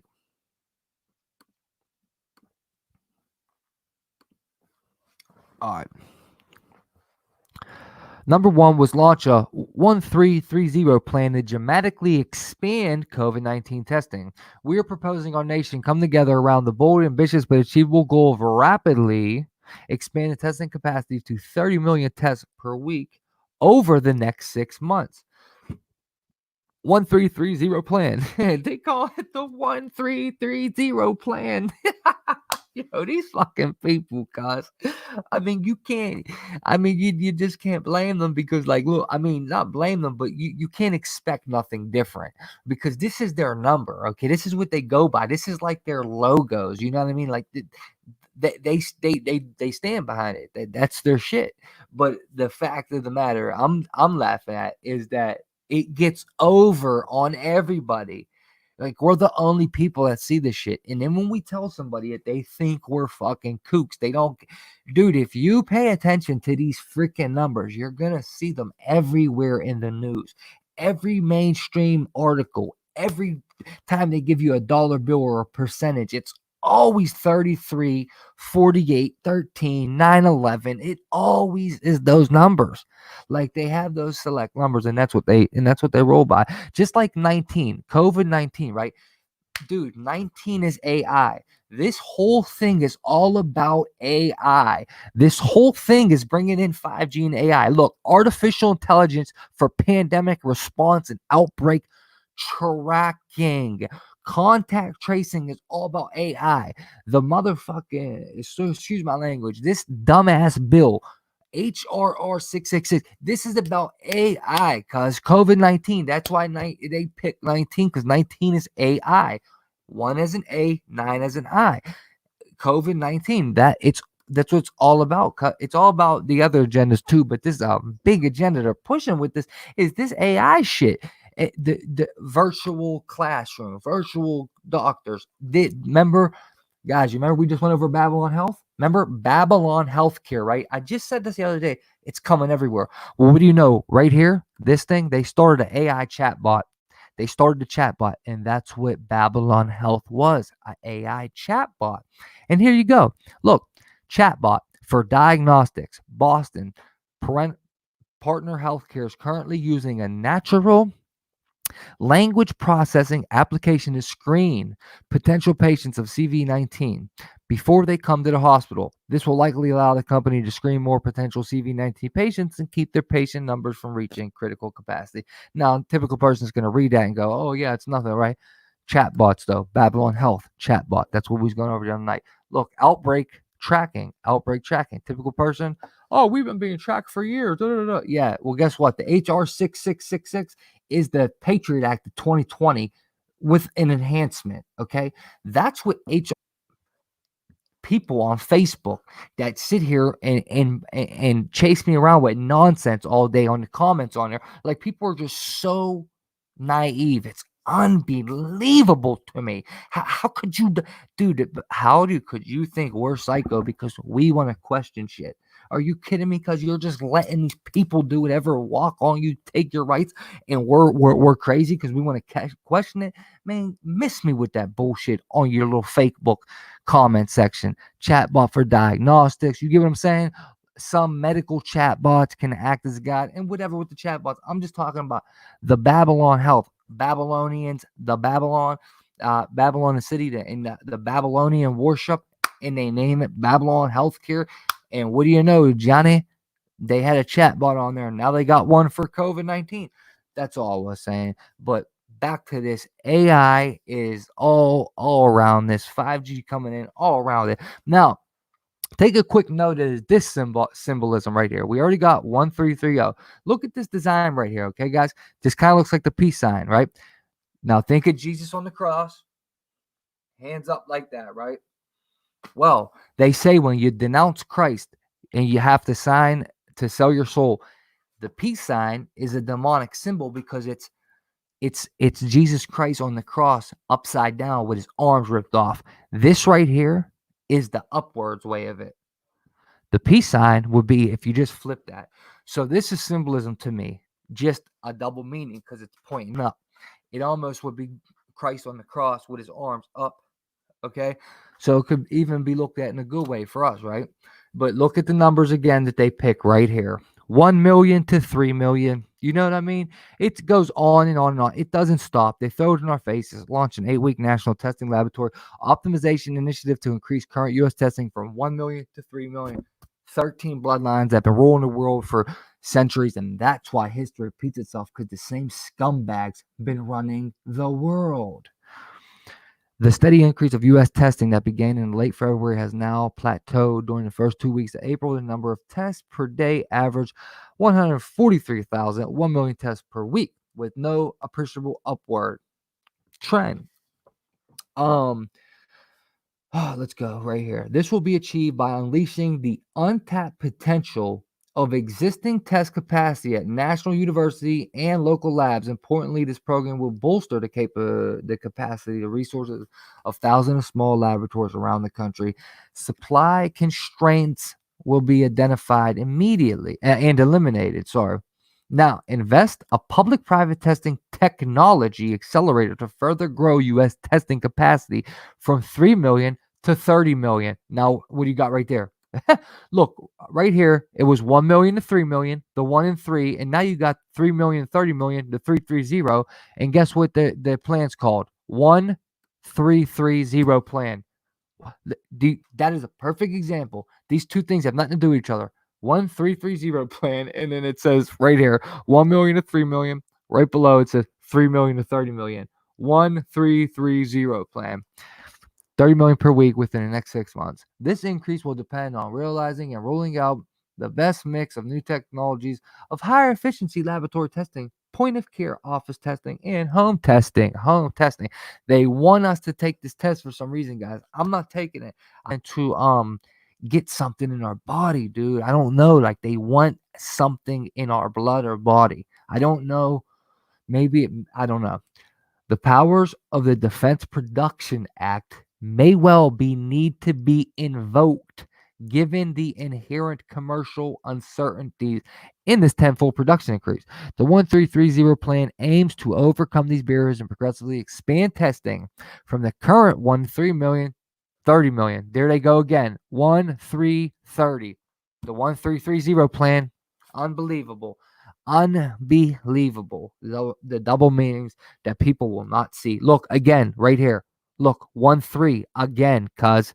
See, come on, man. Unbelievable. And this right here makes a pyramid. Unbelievable. Right here, you got the double C's. A COVID community healthcare core. Now, this is the Corona core. Double C's, 33, should be launched at state public health departments, an effort that will involve massive investments in manpower and equipment. So let me just come over here and let everyone sink in real quick. We're going to finish this, but I just want you to know you have poverty, hunger, drug addicts, people that can't get life-saving surgeries all around the world in our country, but around the world, dirty water, people starving, diseases, and but listen, when you see the amount of money this is going to cost, your jaw's going to drop. They're going to put billions into hiring our own people to track us down, make us take a test. You know, you heard them come in your house, separate families if they have to. They're going to spend billions to do this. Okay, but they're going to leave hunger, poverty. They're purposely crashing the economy. They're telling farmers to throw out crops. It's time to stand up. And no matter what that cop is, that Freemason cop, it don't even matter if he did what he did. I don't know if he got fired. I don't. But the message is clear that cops need to not enforce these orders. If you're a cop, man, I'm just asking you, man. I'm just asking you, please do what's morally right. Don't break the Constitution. You know, if they make someone quarantine, that's again. You can't make somebody wear a flag. A freaking mask, whatever. It's their flag. That's what it is. I'm just asking you, man, if you're a cop, man, please, cuz just do what's morally right. Don't do anything you wouldn't want done to you or your family. You know what I mean? If someone's breaking the law, fine. But something that ain't a law, come on, dude, that a governor or a president tells you to do, if it ain't morally correct, man, that's all I'm saying, man. If you're a cop, man, come on, man. I'll tell you, John X. Army did an interview with a cop. Go listen to that cop because that cop's cool. And that cop knows what's up, man. He said he's not going to break the Constitution. At least 100,000 people and perhaps as many as 300,000 Americans must be hired to undertake a vigorous campaign of test administration and contact tracing. And they must be supported by, guess what? Guess by what? Computer systems network. Now, this is what I was talking about. Computer systems networked with regional and national viral data sets and as many electronic health records from local hospital systems as can be provided. So what that means, a computer system network with regional and national viral data means that everything they collect, they're going to put into this computer, this depository, this data depository, just like Event 201 said. This mass data depository is not going to be confidential as far as government officials around the globe or around, our government is what I'm saying. Our people are going to have access to everything. Okay. So anything they put in that computer system, there's just reasons for that though. It's little things like that are just signs. Okay. That intuition, well, hold on. So nothing's going to be private. Okay. There's no HIPAA Act. Any test you take, contact tracing, anything that data they collect from you is going to go into this computer system that's networked with regional and national viral data sets. So therefore, that means that the same people have control over this, bro. This is something deeper than what meets the eye. I'm telling you, man, this contact tracing shit is not just, we've been being followed for years. And nah, bro, no. It's not. These people are taking our rights. This is our freedom, all right? So I don't want to hear that from you Facebook retards. Okay. Launch a COVID community healthcare core for testing and contact tracing. All right, we're just going to read the blueprint. I will, however, give you this. I'll link this. Does anybody need this? Do you guys have this stuff? This document, do you have it already? A national system to track COVID-19 status must be created. Policymakers and the public must find the balance between privacy concerns and infection control to allow the infection status of most Americans to be assessed, and validated in a few required setters and many volunteer ones. Digital apps, AI, digital apps, and privacy-protected tracking software should be widely adopted to enable more complete contact tracing. Look. Privacy-protected tracking software. I know. They think we're stupid because whenever possible, incentives should be used to nudge the voluntary use of these apps rather than require them. Now, isn't that cool? Yeah, it sounds good, right? It sounds good rather than require them, right? But it's still given that option. It's still given that possibility, that it may be required. Not option, that possibility, it may be required. Now, this is weird how they have the data thing in a cloud, and we were just talking about how you download it from the cloud to your brain. Create a COVID-19 data commons and digital platform. Integrate and expand federal, state, and private data platforms to cover a full range of data required to monitor the pandemic, deploy resources, and remove bottlenecks.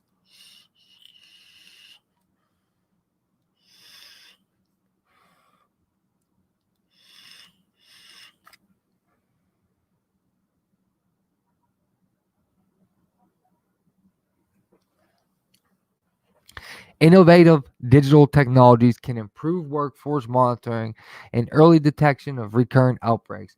When integrated into national and state surveillance systems, such innovations may enable the same level of outbreak detection with fewer tests. Promising techniques include anonymous digital tracking of workforces or population based resting heart rate and smart thermometer trends. The smart thermometer, I got a video almost done about that. Mind blowing. Continually updated epidemiological data modeling and artificial intelligence projections based on clinical and imaging data. Digital health records and insurance claims data of hospitalized COVID 19 patients should be used to improve C19 diagnosis and treatment. This requires that such data be aggregated and examined while anonymizing personal identification to determine optimal treatment paradigms and give leads for structured clinical trials. Oh, and look who's involved. The John Hopkins University, guys. John Hopkins in there. Monitoring the pandemic and adjusting social distancing measures will require launching the largest public health testing program in American history. Okay, so they're telling you the only reason we're going to ease up on social distancing is if we require launching the largest public health in American history. Successful implementation of a national plan of fast-track CV-19 testing. Fast-track CV-19 testing should allow the country to reopen and respond to recurrent outbreaks. What they want to do is test everybody in the country within 6 months to ease up.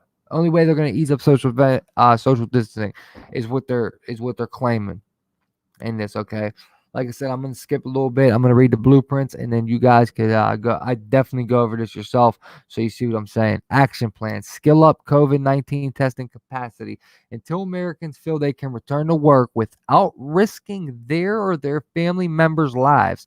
The national economy will remain somewhere between comatose and moribund. Routine C19 diagnosis test amplification of nucleic acid sequences.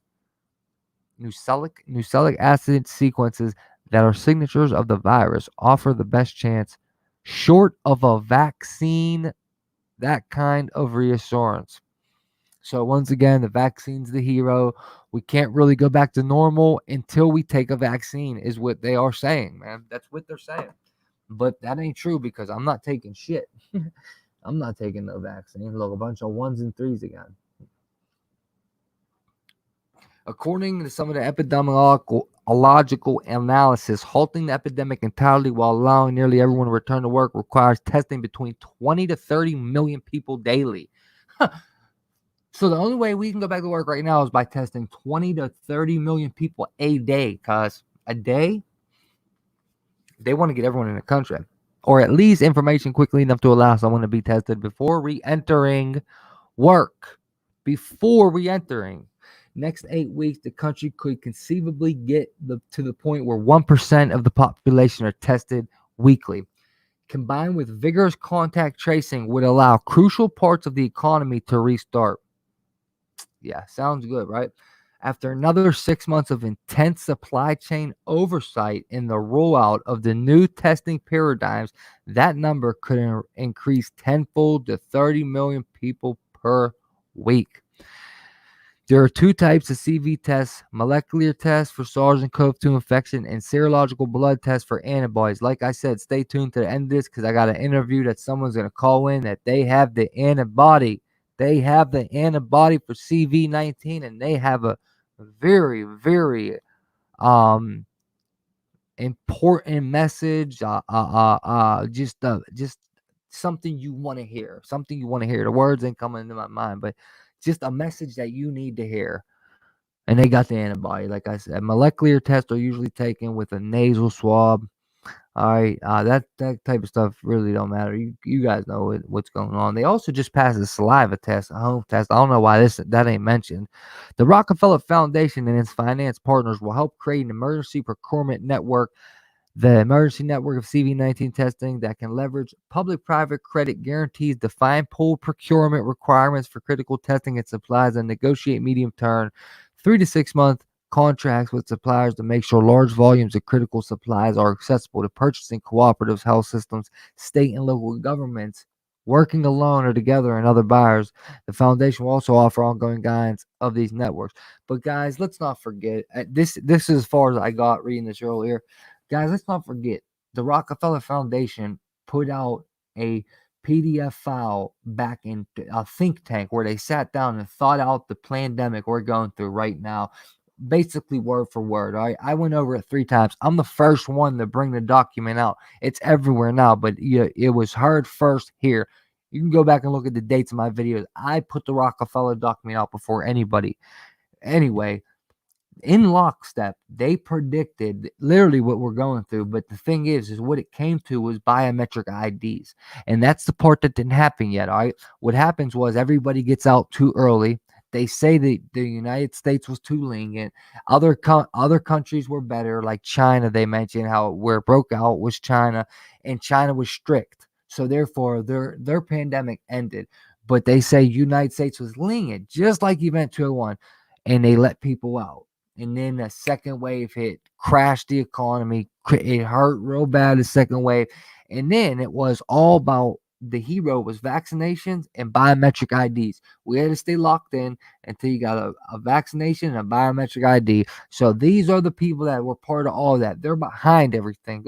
These creeps are no good. Right here, these creeps, they are no good, man. These people have been running the world for centuries, man. And I believe that Gates is a Rockefeller. He's definitely got blood. They're definitely the same blood. But it's just funny that the name Gates became, and we always call people gatekeeper. And then, Gates is the one behind. He's behind everything, dude. He has his hand in everything. Even this, Johns Hopkins University, Gates is right in with them. All right, let's read this. The Emergency Network for CV-19 testing will partner with states to optimize the use of existing state and regional purchasing arrangements as a needed work to restructure such arrangements to secure urgently needed CV-19 testing equipment and supplies. 2. Support financial guarantees. 3. Create state or regional CV-19 diagnosis testing control centers. 4. Offer computer equipment, interfacing, and expertise into participating CLIA labs that are not yet able to immediately accept test orders. 5. Guarantee a fair market reimbursement for all CV-19 assays, regardless of testing platforms. Previously established provider lab contracts. Payer relationships with no in-network, out-network payer distinctions. What are they saying? They're going to pay people to take the test? I don't know what that means. Pay people to, I don't know. Provide a platform to qualify vendors and then offer guarantees to labs that order from the approved list. Yeah, see, that's how they get the labs, man, with these incentives and money. And that's how them people be a part of the agenda. Not even knowing. They think they're doing their job. You know what I mean? It's like cops. They think they're doing their job. I'm just following orders. I'm not. Just like Kelly Keeb shared the video the other day where they went in and took somebody they just took them out of their house. And the cops kept saying, I'm just following orders. I'm just doing my job. That's the problem. You are the worst people in the world that follow any order, even if it's wrong. Yeah, man, that's all I'm asking is the cops. Please don't do that, man. Yeah, I mean, I wouldn't do that to you or your family, man. Don't do something to me and my family or any of my friends, anybody in here that you don't want done to yourself. Regardless of who gives you the order, if it's not right, man, don't do it. All right, because at the end of it, you're going to be with us, and us citizens are going to be the ones that got your back. Okay, we're going to be the ones fighting with you because the cops, you guys are just being used. They're going to have robots patrolling the streets soon in our lifetime. If we don't put an end to these people and throw them all in jail, it's going to be soon. And it's going to come out right after this. And you cops are going to be with us, man. They're not going to keep you guys. They're not going to keep you guys, man. I'm telling you. Report daily test volumes. Provide CV-19 diagnosis testing control center specific plans. I know I'm reading fast. I'm sorry. I'm slowing down on the important things. Partners with laboratories. See what I mean? Partners with states. Partners. That means incentives come. They're going to pay people. And that's how they get them. Everyone got the price type thing. You get what I'm saying? Create an emergency network CV-19 testing to coordinate and underwrite the market. To drive scale up of CV19 testing, the ENCT will engage with producers of testing equipment. Yeah, it's all about testing. I'm not reading all that. Expand current U.S. testing 1 to 3 million. Why does it look like we just seen all this, bro? Like, seriously. It's like we just read over the same thing. Look, wait. Yeah, the rapid scale, I think it repeats itself because it does. It repeats itself. That was weird. I don't know why it does that. Rapidly hiring an additional 100,000 to 300,000. Skills needed for both test administration and contact tracing are not specialized, and training can be provided. What did you just hear in the Corona Corps movie? They were trained. Training can be provided for the Corona Corps in real life. Okay, that's what I was talking about when I said that they did the same thing. Rockefeller Foundation trained them. Or not them, but you get what I'm saying.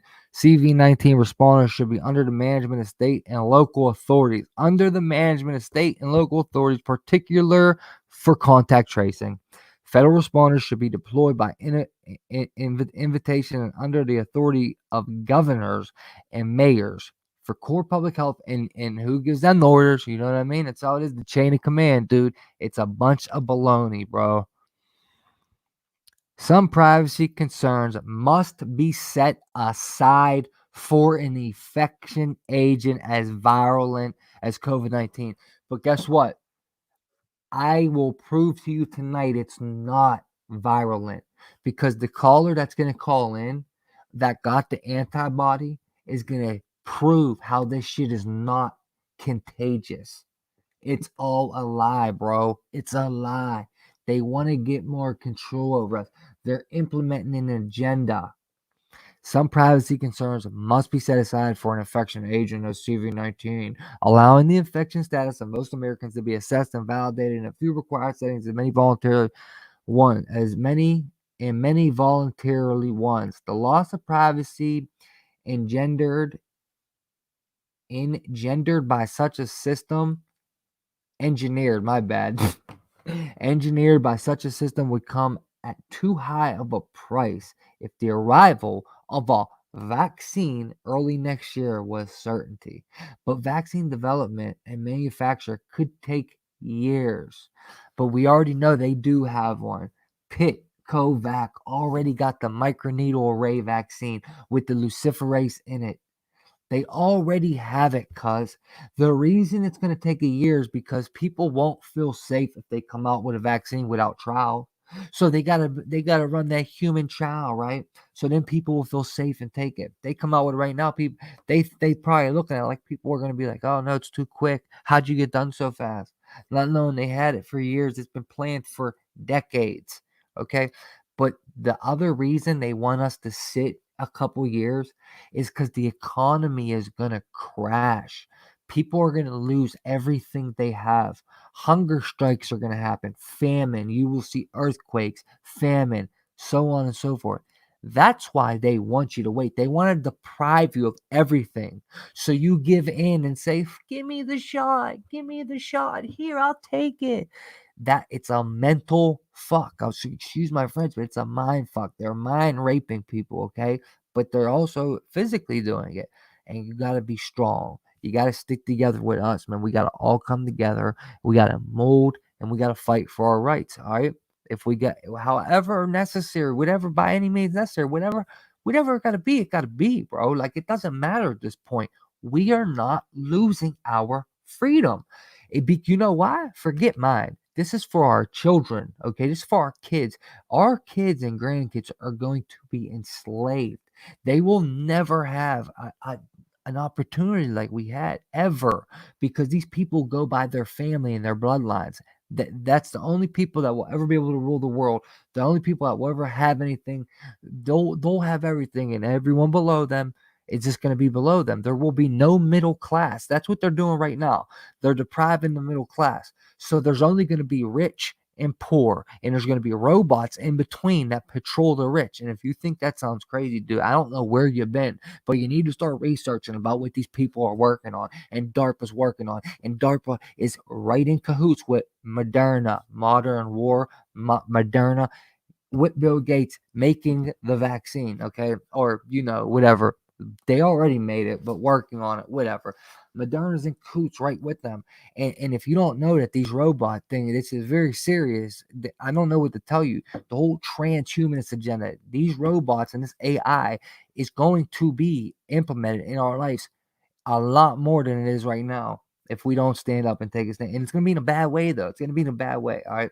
So what they're literally doing, if you think about this, the middle class is the one getting jerked, okay? The rich are okay because they got money. All the poor people are getting stimulus checks, but the middle class, their bank accounts are getting ripped out and they're not getting a stimulus check because they're making over 70,000. All right, they're middle class. Middle class makes over 70,000. So the middle class is getting ripped apart. They're losing their businesses. Their accounts are getting drained. Their savings, the 401ks, it's all getting drained. So what's happening is the rich are getting richer or staying rich.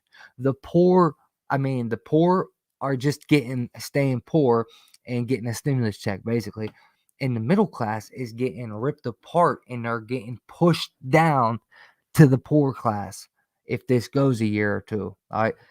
And then you're going to have it. It's all just going to be rich and poor. There's not going to be a middle class. And there's going to be robots in between that protect the elite, bro.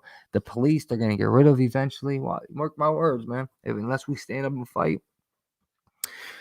Unless we fight for our rights, man. That's what we're looking at. What else did it say right here, though? Hold on. But vaccine development and manufacture could take years. And when it comes, certain populations may be excluded from receiving it for health reasons.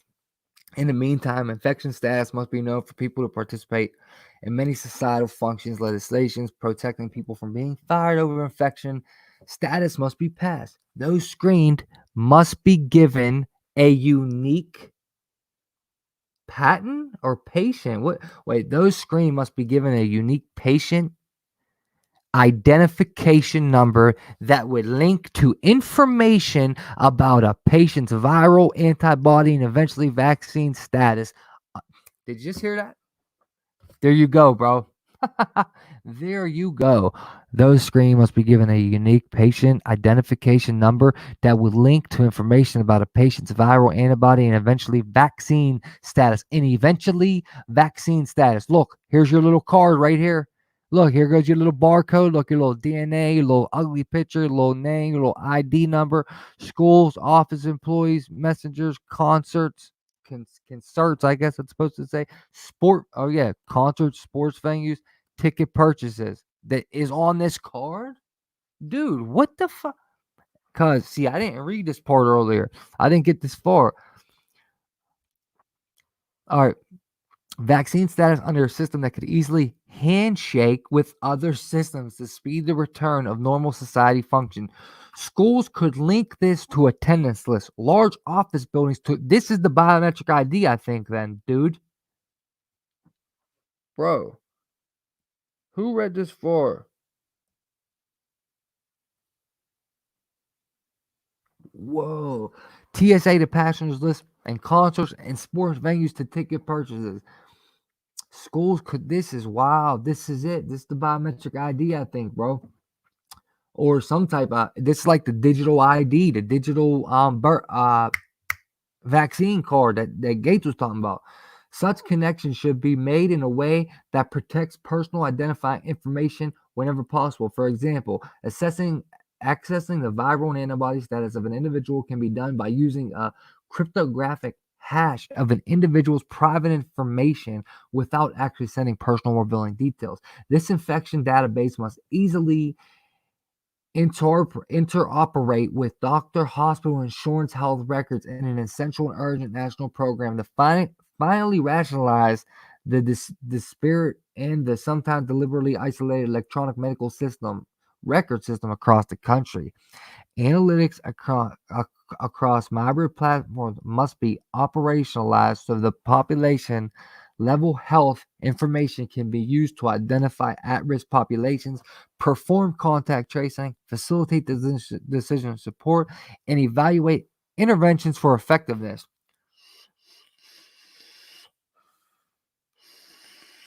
Unfortunately, Operating the necessary clinical data to bring these powerful analytic tools to bear has been difficult due to information blocking tactics of electronic health records vendors. Among the long-time tactic used by such vendors has been charging unreasonably fees for data access, requiring providers to sign restrictive contracts, and claiming patients' clinical data is proprietary. So look, this shit could never like, dude, stuff like this is so obvious that this was planned. To come up with all this already, all these plans that are being implemented, all this planning, it could have been thought of in the last 2 months. No way possible. This amount of planning, the reaction that they have, problem, reaction, solution, they create the problem, make the reaction, come with the solution. This takes years to make. No way. On March 9th, the Department of Health and Human Services released the too long awaited final rules that would prohibit information blocking in healthcare and advance more seamless exchange of healthcare data. But publications in the Federal Register necessary to activate the rules has been inexplicably delayed. This delay must end. So there you go. They're trying to get into everything, whatever they're talking about with the information being blocked that they can't get to. They're trying to get it lifted, and therefore they have access to everything about you, and it's all going to go on this card.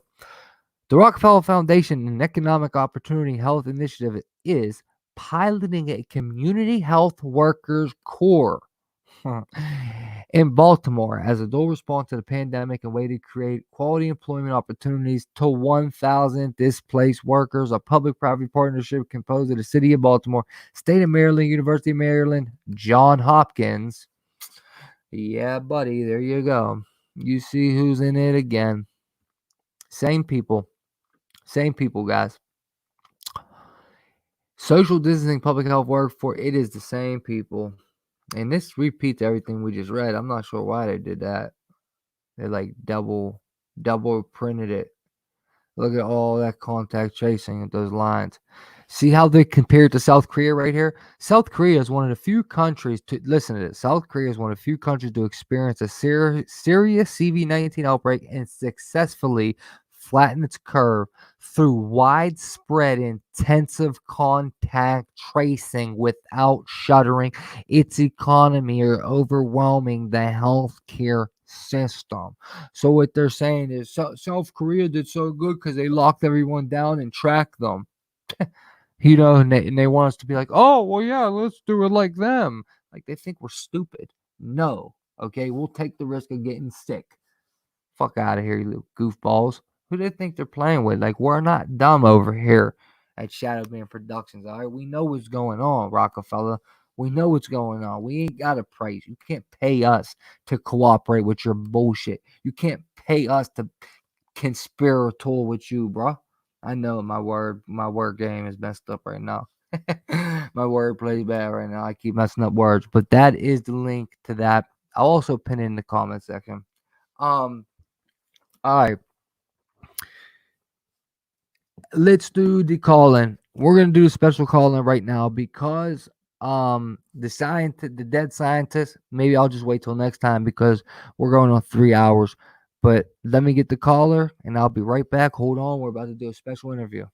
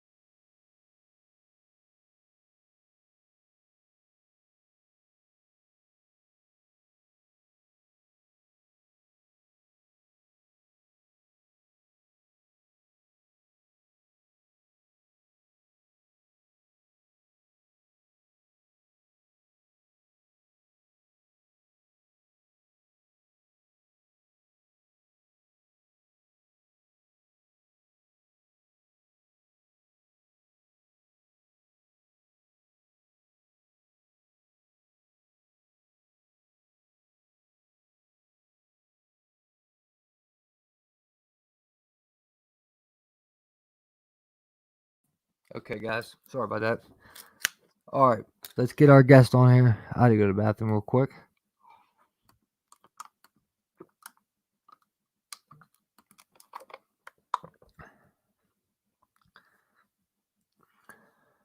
All right, hit the link in there. Hit the link in the chat. All right, guys, we got receipts too. I'm going to pull up the receipt so I have it ready right now. We have a receipt that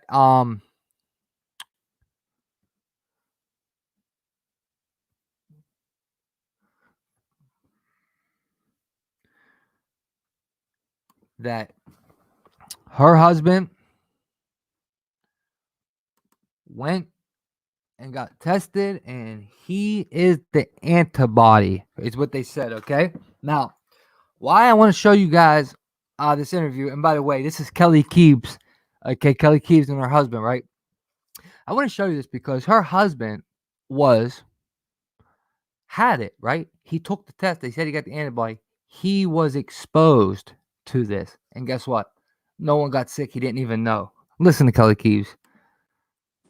Kelly Keebs, you there? Hey, how's it? Yeah, hey.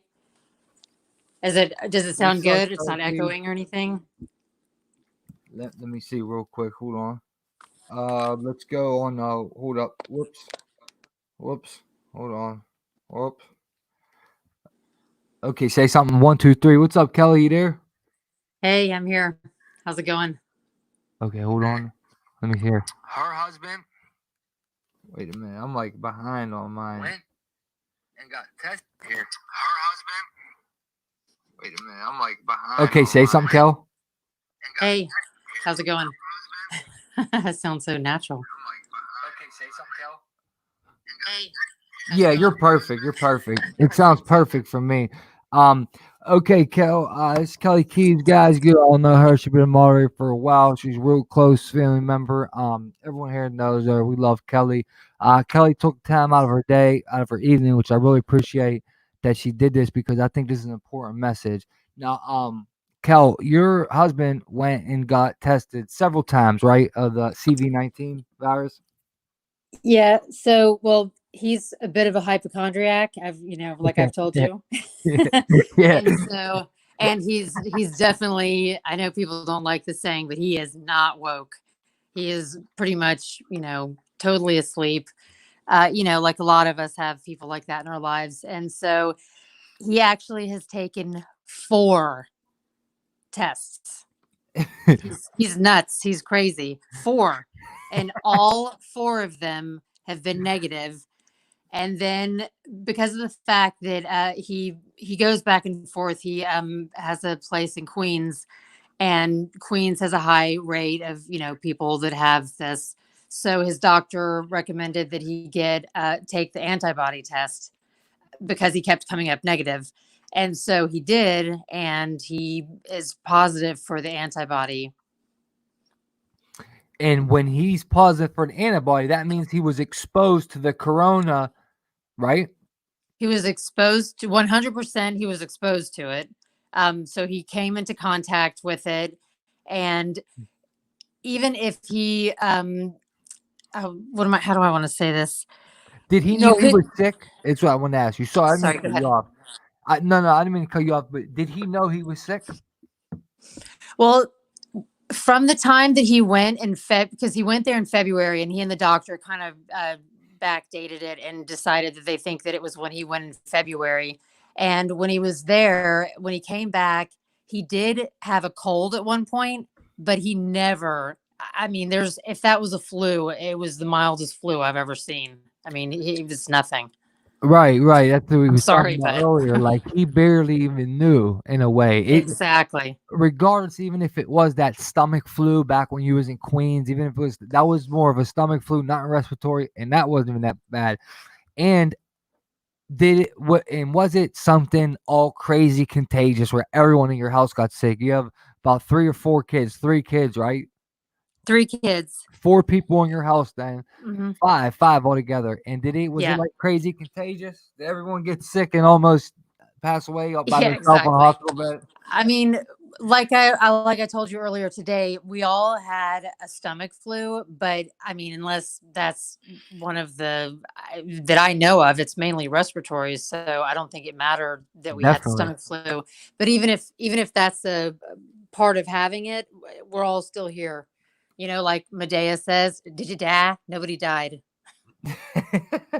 Yeah, definitely. And I think that's an important message right there. Her husband was exposed to it, has the antibody, never really felt too sick at any point. A couple months ago in February, they all got the stomach flu, but it wasn't nothing all crazy contagious that spread around the house and was deadly. And I just think that's worth it. All you guys know because the fear is 10 times worse. The hunger, the economy that's gonna, and the depression that can come out of this is gonna be way worse than any type of illness that's out there right now. Nothing's airborne, and viruses have to be injected into you. It's a bunch of bullshit, in my opinion. And I just think, real quick, I just want to say this, and I want you guys to know my opinion of when I think like a criminal. I'm an ex-convict. When I think like a criminal, I think like if I was in the hospital and I was a doctor that was a criminal and I was doing something to a patient, how would I get by that?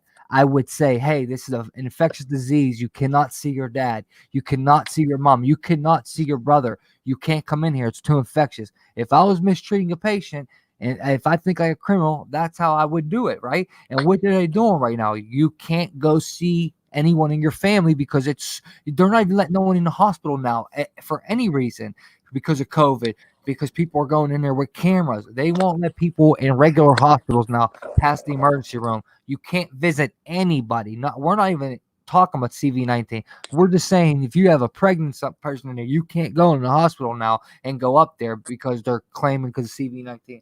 Sorry, go ahead, though.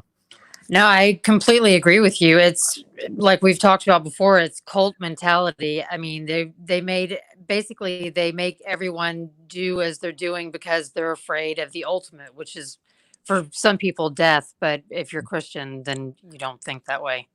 Right. But I mean, yeah, they brought the country to its knees for a cold. This is my opinion, Me and too. now we have the paperwork to prove it. Oh, yeah. Shoot. I got to show it.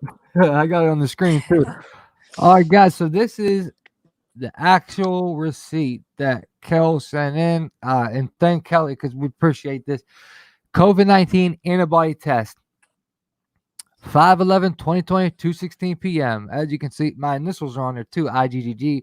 I forget what it stands for. Something about immunity, right, Kel? Something immunity. Immunoglobulin. I can't even think of how you say it. Something Yeah, about your immunity. yeah. Well, it was when we was reading about the luciferase the other day and the vaccine, that IgG kept popping up.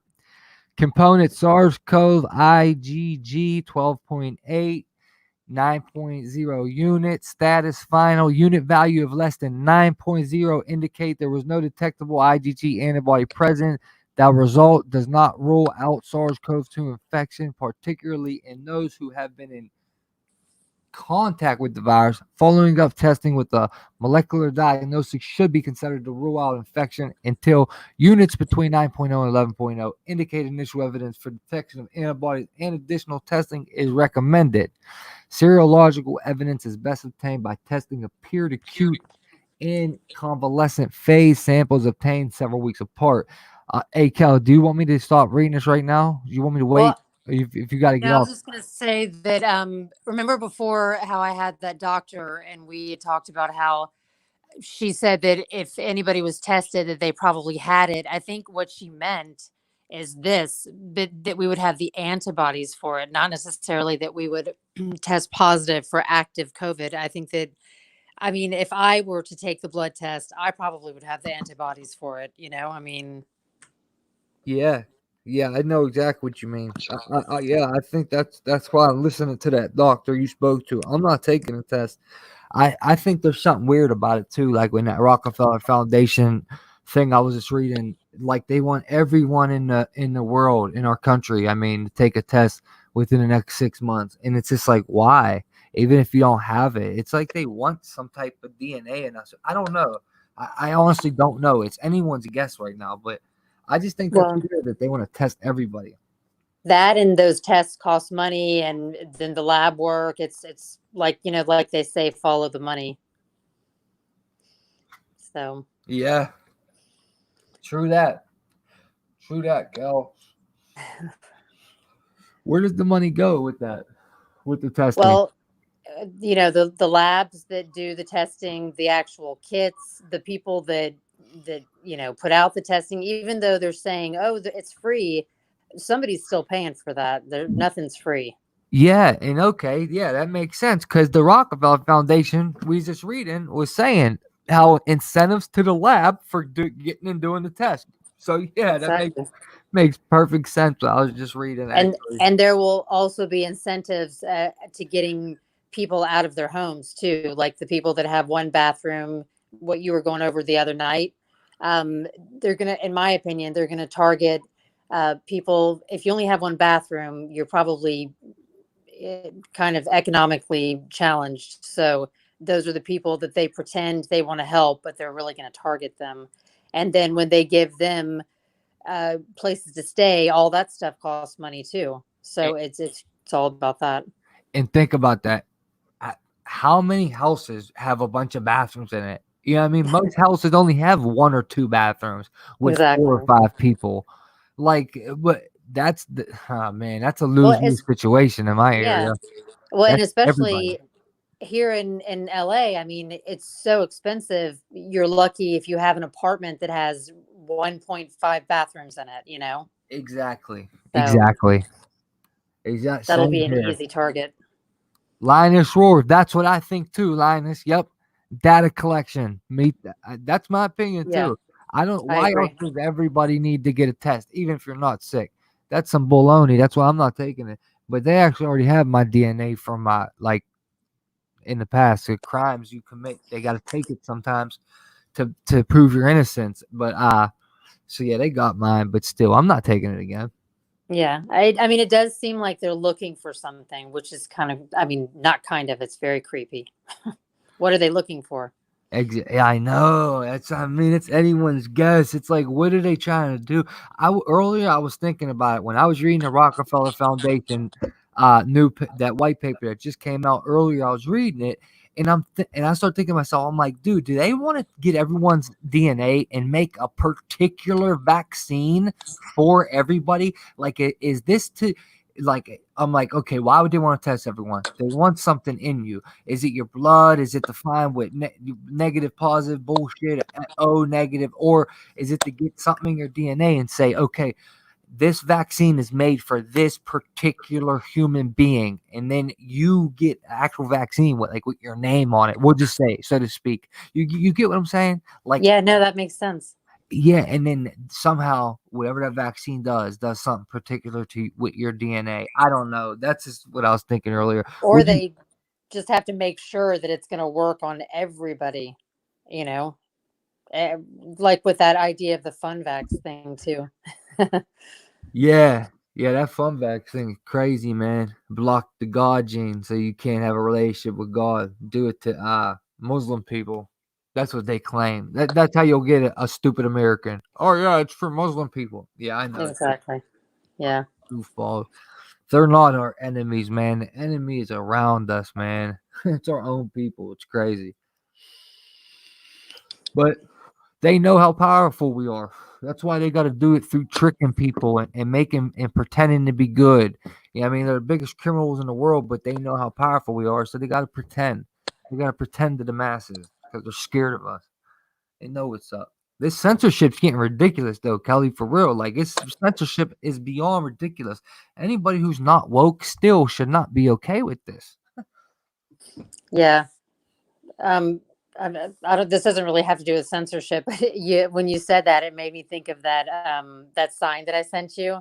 You know about the 6 feet social distancing at the restaurant. Oh yeah. But and then I that made saw me it. think of LA County, and so on Wednesday, supposedly the LA beaches, Santa Monica Beach, we're going to be able to, as long as you're moving, you can either be swimming, surfing, running, or walking on the beach. But I was thinking maybe I'll try to tape that and see how it goes. Yeah, I was trying to show it to them. Yeah, Look it's at this so funny. creepy ass sign in the LA. Where was it again? LA what store? At a restaurant. At a restaurant, guys. 6 feet social distancing, and it says, "Do not." It tries to tell them, "Do not come outside unless it says non-essential outings aren't permitted. Non-essential outings aren't permitted." A restaurant saying this, dude.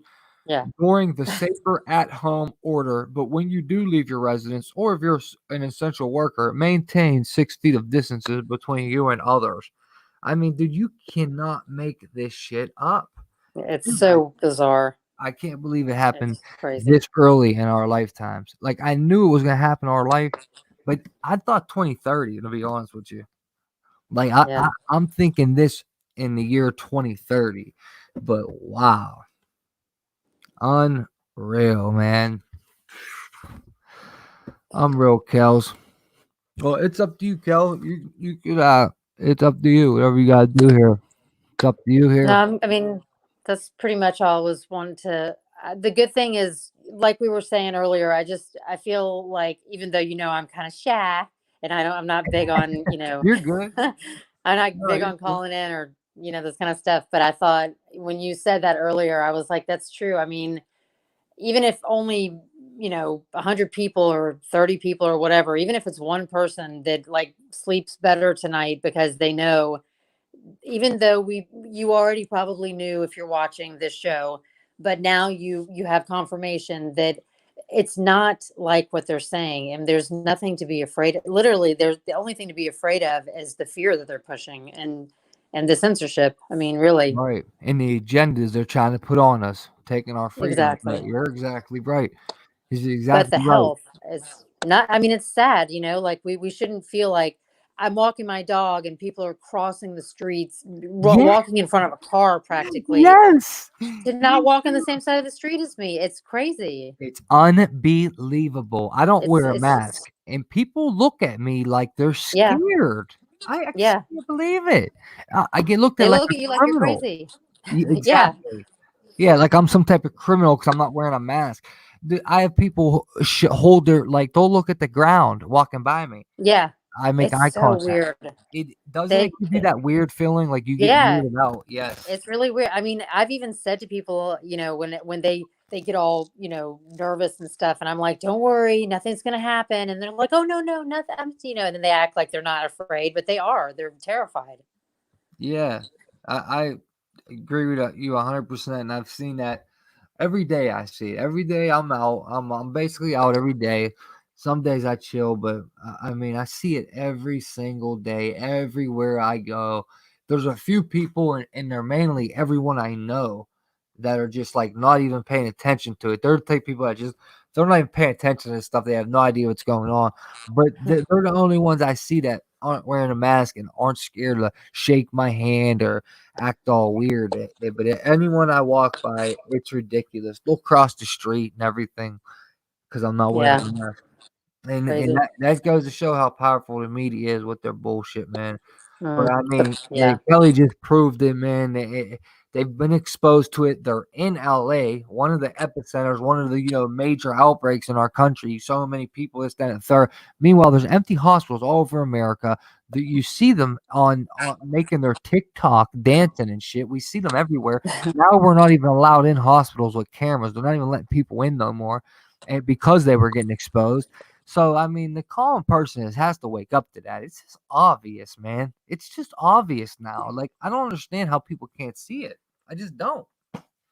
Didn't yeah. you say your husband's not woke at all? He's not into this stuff No. whatsoever. But didn't you tell me that this kind of made him think like, oh, why'd they bring the country to the knees then? Because he knew he didn't Yeah. get sick.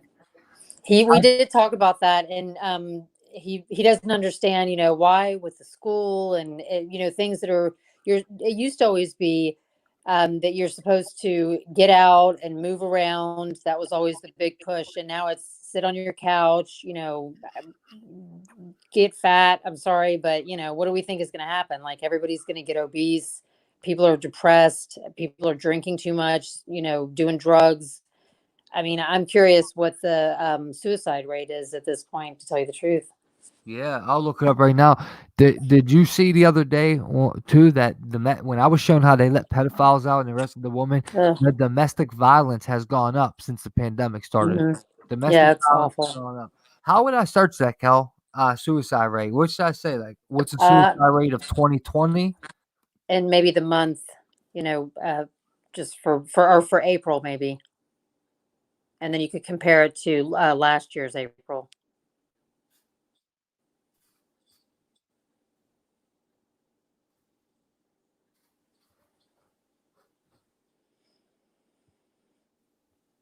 U.S. suicide rate climbed 35% in 2 decades. 99 2018. This is published right a couple days ago, April 8th, 2020.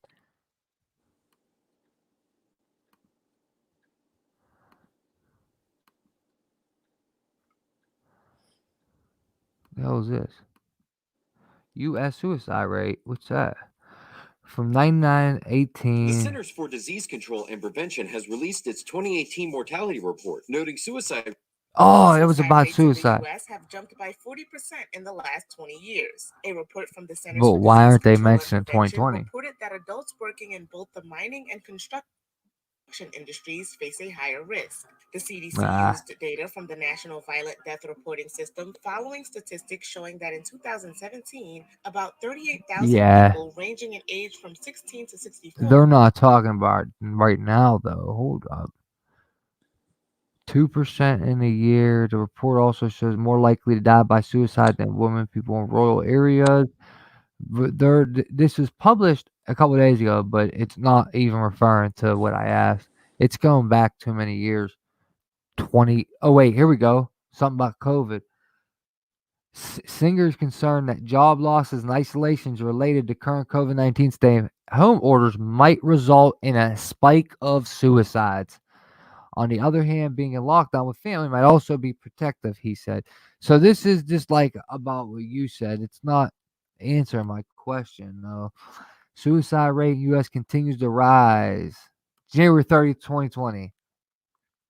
More and more Americans are dying by suicide. What are we missing? That was January 30, 2020. So that's the beginning of it. Fact, American Association Suicidology, April 15th. Oh, of course, it's a pyramid with an S in it. The American Association of Suicidology makes available a summary of national suicide statistics 2017, 2018.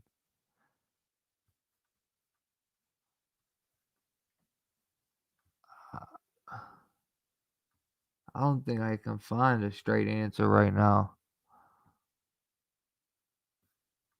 Cal, did you hang up, Cal? You there? Kelly Keeps. You got us on mute, Cal? You there? Oh no, Kelly hung up. Kelly, what happened, Kelly? Oh, you guys wasn't even looking at the screen. Damn, my bad. Oh, well, that's because Kel was on there. Where'd she go? Kelly Keeble, where'd you go? Why was you guys on hold, Jerry? Why you say that, Jerry? I didn't put you on hold.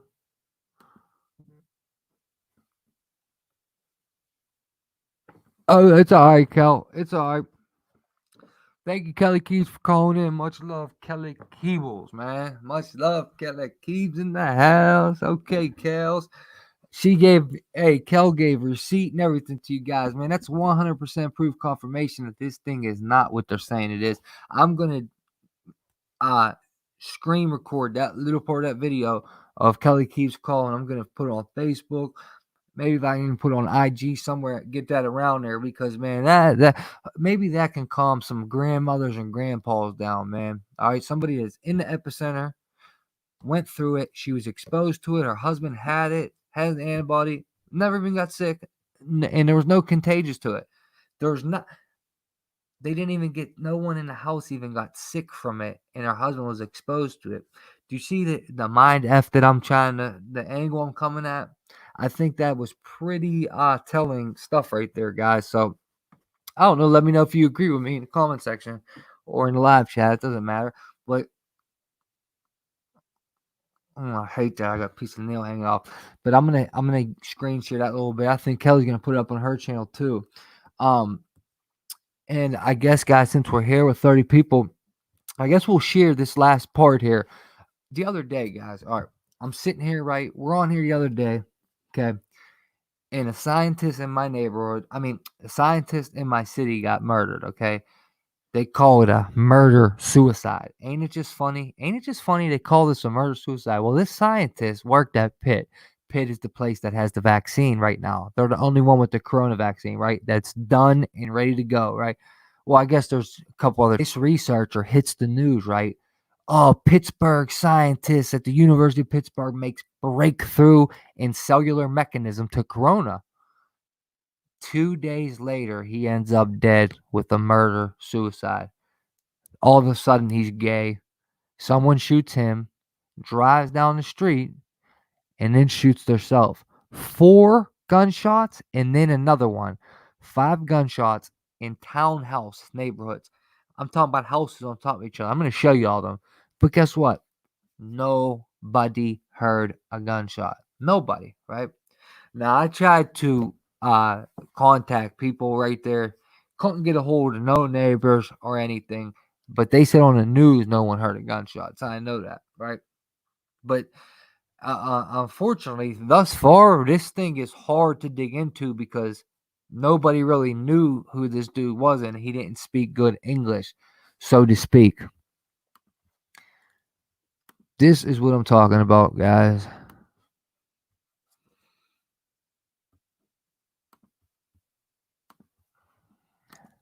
I prefer this one. Four Ross Township police detectives say Pitt researcher Bing Liu was shot 4 times inside of his Does he got a mask on? in this town. Say no, please. The head, neck, torso, and extremities. Bing Liu was a researcher at the University of Pittsburgh, and the university says he was making significant progress in studying the coronavirus. But police say the murder-suicide was not connected with his research. We haven't had anything at this point that have come of the investigation that has anything to do with Mr. Liu's employment or his research. However, police believe the man who killed Liu was... Now, look at these townhomes, guys. Look at them. These are on top of each other, dude. Okay, do you see how close together these are? Bing Liu got shot inside his apartment 4 times. Head, chest, torso. 4 shots went off, all right? Then the dude got in his car, drove down the street to guess where? Charlemagne Court or Champagne Courts. It's one of the others, but regardless, it's a double C. Everything's double C's right now. Corona crisis, Chinese coronavirus, Corona core. You know what I mean? Corona cigar, Corona coin, Corona comic. Everything was them double C's pop up crazy. And that's where the shooter shot himself in Charlemagne Courts, Champagne Court. 46-year-old Ho Ju, who was an engineer. Investigators say they knew each other. We have been able to establish that the two were aware of each other, knew each other, and had knowledge of each other, which we believe is what's going to lead to the motive for this. Their relationship, was it personal or professional? Their relationship was personal. They say he was found by his wife in the couple's bedroom with a tablet and smartphone in their townhouse on Elm Court. Investigators say Ju was found at a neighboring townhouse complex with a Elm Court. Ain't it just weird? Elm Court, Elm Street. I don't know. It's just weird. Gunshot wound to the head. There is smartphone data showing frequent communication between the 2 men. The cell phone data is still being worked on right now. Part of the problem that we're having with that is that they were, Chinese nationals, and everything on their phones is in Chinese. So we have some hurdles to overcome with the extraction and the translation of all that.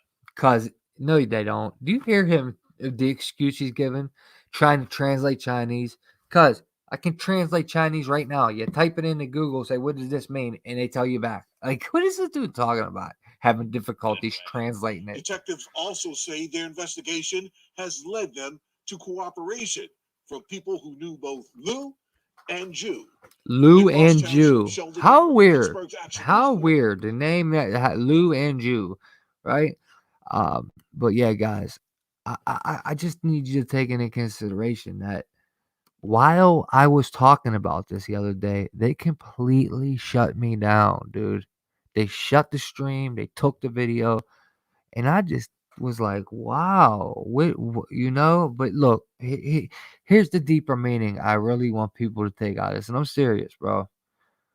All right, just like this cop that came forward today. Okay, these can be used.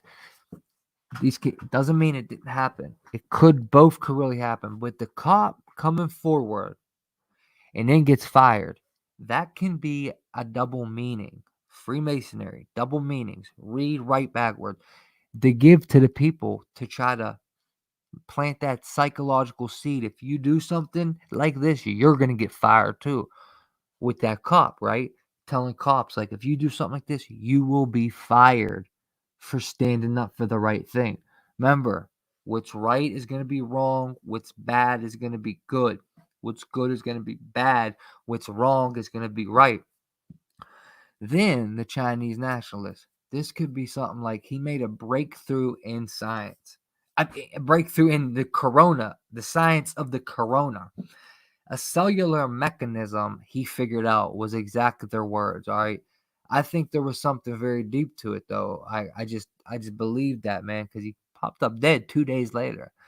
Now that could also be a sign through the news telling people like, hey, you're gonna come up missing. People might I think that's seriously something to take in, that people might come up missing over this, man. And that's all I'm saying. Even YouTubers, anybody can come up missing over this. And, you know, that just goes to show that we are on the right path, though, man. They completely shut me down and took the video over me talking about that. All I was doing was state my opinion. That's it. State my opinion over it. That's it, dude. That's all I did. That's all I did, bro. That's it, bro. The microneedle array. The microneedle array. These guys right here, the Pittsburgh. That thing right there, like it feels like Velcro, right? Funny, the next day they come out with a vaccine from Pitt, the same people this scientist work with. The next day after he was found dead, they come up with this vaccine, dude. The next day, you know how weird that's weird. So for this vaccine, we're going to deliver the antigen with a novel technology that's referred to as a dissolvable microneedle. A dissolvable microneedle array. Remember, the luciferase was a luciferase array. It was called the luciferase array. Microneedles, it was as well. I don't know what happened here. What about me? Am I buffer? No, I'm good. Good night, Walking Tall. Much love, brother. You out of here, brother? All right, my dude. Hey, much love, Walking Tall. Salute, baby. Much love and respect, brother. Appreciate you coming, homie. Sure, bro. What's going on here, Johnny?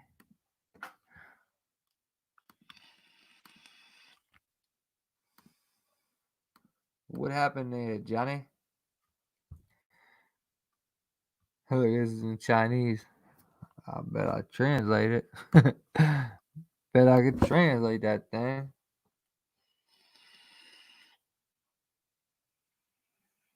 Thank you all for joining us today to hear how the University of Pittsburgh and UPMC are working toward a vaccine for COVID-19. Dr. Louis Falo, Professor and Chair of Dermatology at the University of Pittsburgh School of Medicine and UPMC, will first describe the novel way this vaccine is being delivered. Dr. Andrea Gambotto, Associate Professor.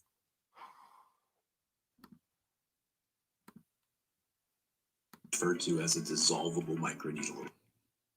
Dude. So for this vaccine with a novel technology that's referred to as a dissolvable microneedle array. What the microneedle What's array up, Kelly Rose? is to deliver the vaccine antigen directly into those areas of the skin that are made to make an immune response. And so it results in a very potent vaccine. When you're thinking about how these microneedle arrays are actually used in practice, think about them as almost like a Band-Aid. And so the microneedle array is simply applied to the skin topically, pressed into place very shortly, and then taken off and thrown away. And then the antigen is already delivered. The biggest challenge is then scale up the production to the number that this vaccine is going to be eventually needed.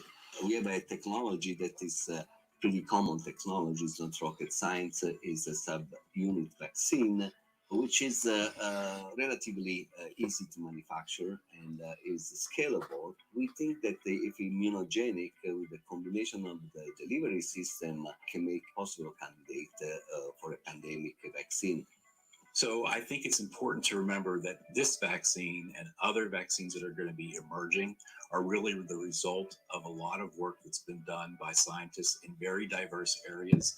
And we need to bring all those scientists together from different areas working together to be successful in this effort. I'll tell you, 1 second, Kelly Rose. And that's that, guys. I think that it's very, very, very worth looking into as best that I can, since this is in my city. That Binglu popped up dead just a few days after he figured out the cellular mechanism. Look at these words right here. Binglu was on the verge of making very significant findings towards understanding the cellular mechanism that underlies SARS-CoV-2 infection and the cellular basis of the following complications. So I think that's very significant. He popped up deceased a couple days after that announcement was made over the news, and then 2 days after that, they come out with a vaccine right from in the same lab he was working at the University of Medicine in Pittsburgh. And yeah, they shut me down for speaking on this the other day, completely censored, and they took my video. So that's that, Johnny. I mean, that is that. You know what I mean? That is that, Johnny.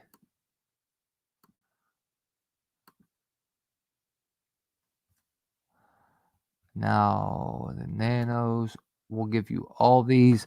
All this stuff from the beginning will be pinned in the comment section. These tiny robots could be disease-fighting machines inside the body. Nanobots could provide cancer treatment free from side effects. Now, remember, that's how they pitch it, but you just learned what these nanobots are capable of. Now, I do believe they could be used to shrink tumors and do good things, but I also know they have a cure for cancer, and cancer is purposely caused by what they put in our food, what they put in the air, and so on and so forth. But this nanoscience, remember, neuroscience is only 40 years old. And you heard from Joe Giordano himself in the video I played in the beginning of this that took 2 days to make, of what this stuff is capable of in the neuroscience. And he spoke on MK Ultra and everything. He worked for DARPA and was the advisor at Pentagon for the neuroscience advisor, I think is what they called him. But all the links we went over, like this with the microbot doing eye surgery and how they control it with an electromagnetic field, all that will be linked in the description of this video, as well as the Rockefeller Foundation. Where'd it go? Where's my Rockefeller? Right here, Rockefeller Foundation. National COVID-19 Testing Action Plan, pragmatic steps to reopen our workplaces and our communities will also be linked in the comment section of this video and pinned to the top. Once again, Linus Roar and Moonchild, thank you guys for sending me that. Appreciate that. Dude, Linus Roar also sent me email of our Congress passed a bill to thank Melinda and Bill Gates. They passed a bill to thank Melinda and Bill Gates. Belinda, and Bill Gates. They actually passed a bill, guys, to thank them. Like what? Cuz are you serious though? Like, bro, are you serious?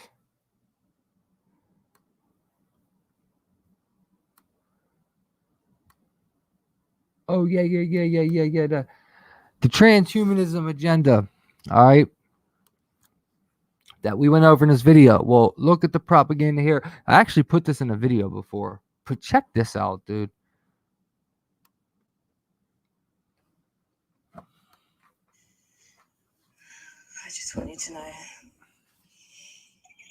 I love you, Mommy and Daddy. I know you do, sweetheart. I'm going to ask you to take the filter off. Will you do that for me?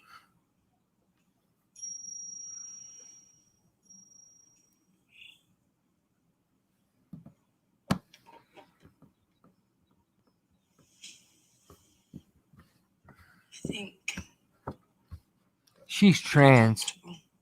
I don't want to ruin it, but she's trans. very long time. You know, I've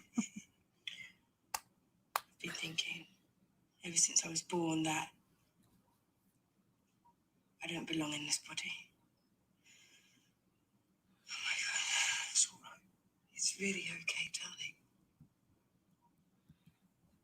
I've been reading up on it, and I think I'm trans. Oh, sweetheart. Oh, it's all right, darling. I swear. It really is. Now look at us, we're fine. We're completely fine, aren't we? Mhm. I know we might be a bit slow and a bit old, and this is going to be confusing for us, and we'll make a mess of it sometimes, but we love you. We love you. We absolutely love you. We always will. I mean, we don't need to rush. We've got lots of time to talk about this. Watch this. And if it turns out that we've got a lovely son instead of a lovely daughter, then we'll be happy. No, I'm not transsexual. Oh. Is that not the word now? But you said trans. What did we call you then? I'm not transsexual. I'm transhuman. Oh, okay. I'm sorry, they keep changing the words. I don't know the difference. I don't want to change sex. No, sure. We say gender now, don't we? Sorry. I said I'm not comfortable with my body, so I want to get rid of it. This thing, all the arms and legs and every single bit of it. I don't want to be flesh. I'm really sorry, but I'm going to escape this thing and become digital. What do you mean? They say one day soon they'll have clinics in Switzerland where you can go and you'll sign a form and they'll take your brain and download it into the cloud. And your body? Recycled into the earth. So you want to kill yourself? I want to live forever as There you go. information because Immortality. that's what transhumans are, Mum. Not male or female. Better. Immortal. Where I'm going, there's no life or death. There's only data. They want to be I will immortal. be data. Data. Wow. This is disgusting propaganda, guys. Disgusting propaganda, guys. Listen to this, though. Check this out. Check the agenda right here. Check this out. All right. I know this is this freaking channel, man. Freaking hate that. Them.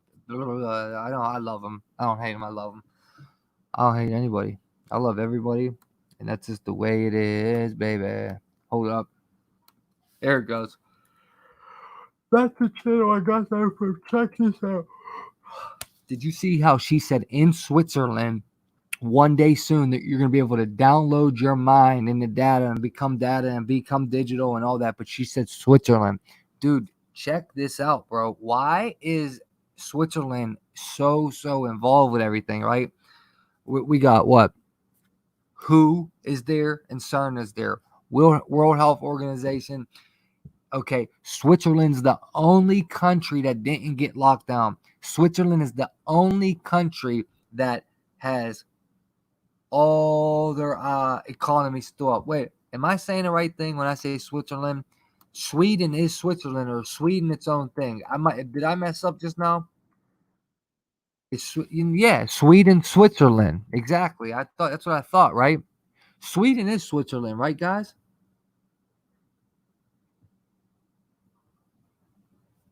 Wait, is Sweden different than Switzerland? Nah. WHO, Sweden, which avoided mass corona lockdown. Exactly. WHO, wait.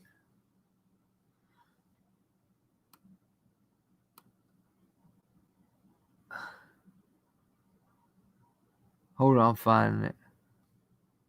Okay, Sweden and Switzerland are different. Switzerland officially the Swiss Confederation, right? Okay, so Geneva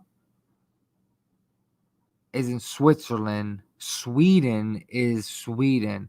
Dude, Switzerland, guys. So check this out, right? Did you see Switzerland's freaking flag?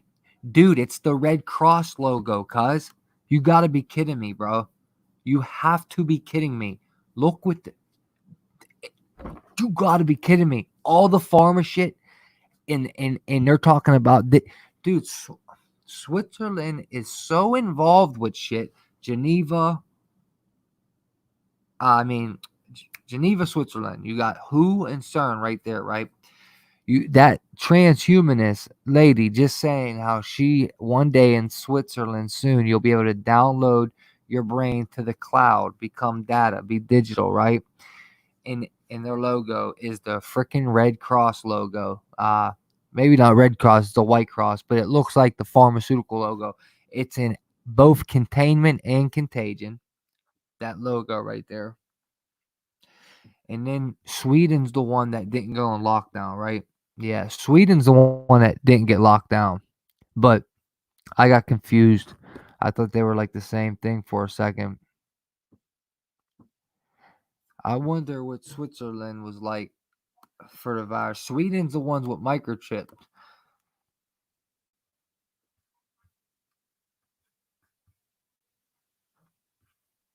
Did Switzerland get locked down?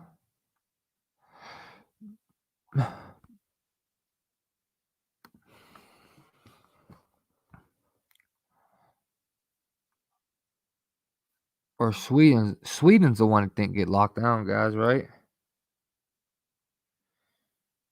Nobody's answering me in the chat. Guys, it was Sweden that didn't get locked down, right? Or was it Switzerland that didn't get? One of these countries did not get locked down at all, and their economy is up. YouTube. U.S. tells Iran to send plane so Washington can deport 11 Iranian nationals.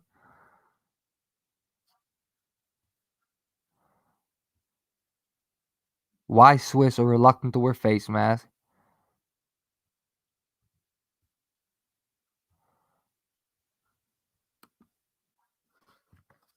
YouTube. Coronavirus, the situation in Switzerland. 30,000 cases, 1,800 deaths. Okay.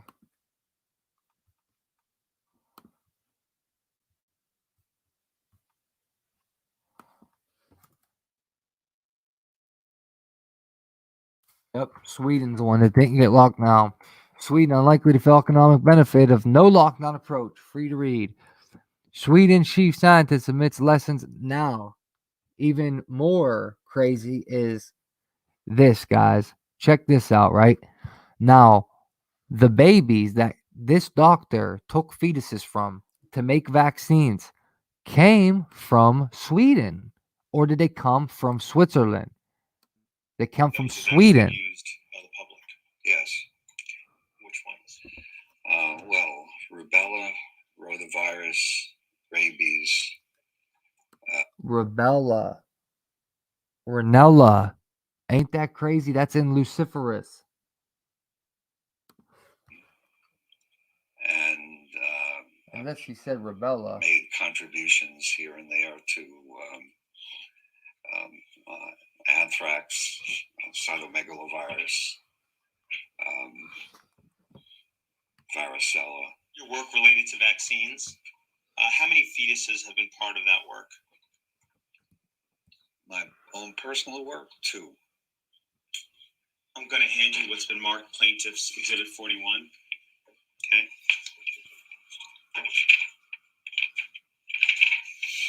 Are you familiar with this article, Dr. Plotkin?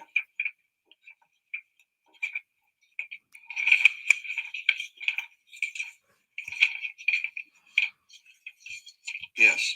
Okay. Are you listed as an author on this article? Yes.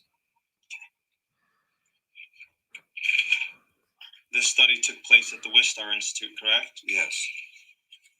You were at the Wistar Institute, correct? Yes. How many fetuses were used in the study described in this article? Quite a few. So this study involved 74 fetuses, correct? I don't remember exactly how many. Turn to page 12 of the study.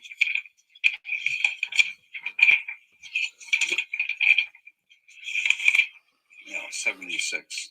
76. Mhm. And these fetuses were all 3 months or older when aborted, correct? Yes. Okay. And these were all normally developed fetuses, correct? Yes. What organs did you harvest from these fetuses? Well, I didn't personally harvest. They call this man the godfather of vaccines. And if you don't know, these are the ingredients. Yes, this is an ingredient in the vaccines. Any, but a whole range of tissues were harvested by co-workers. Okay.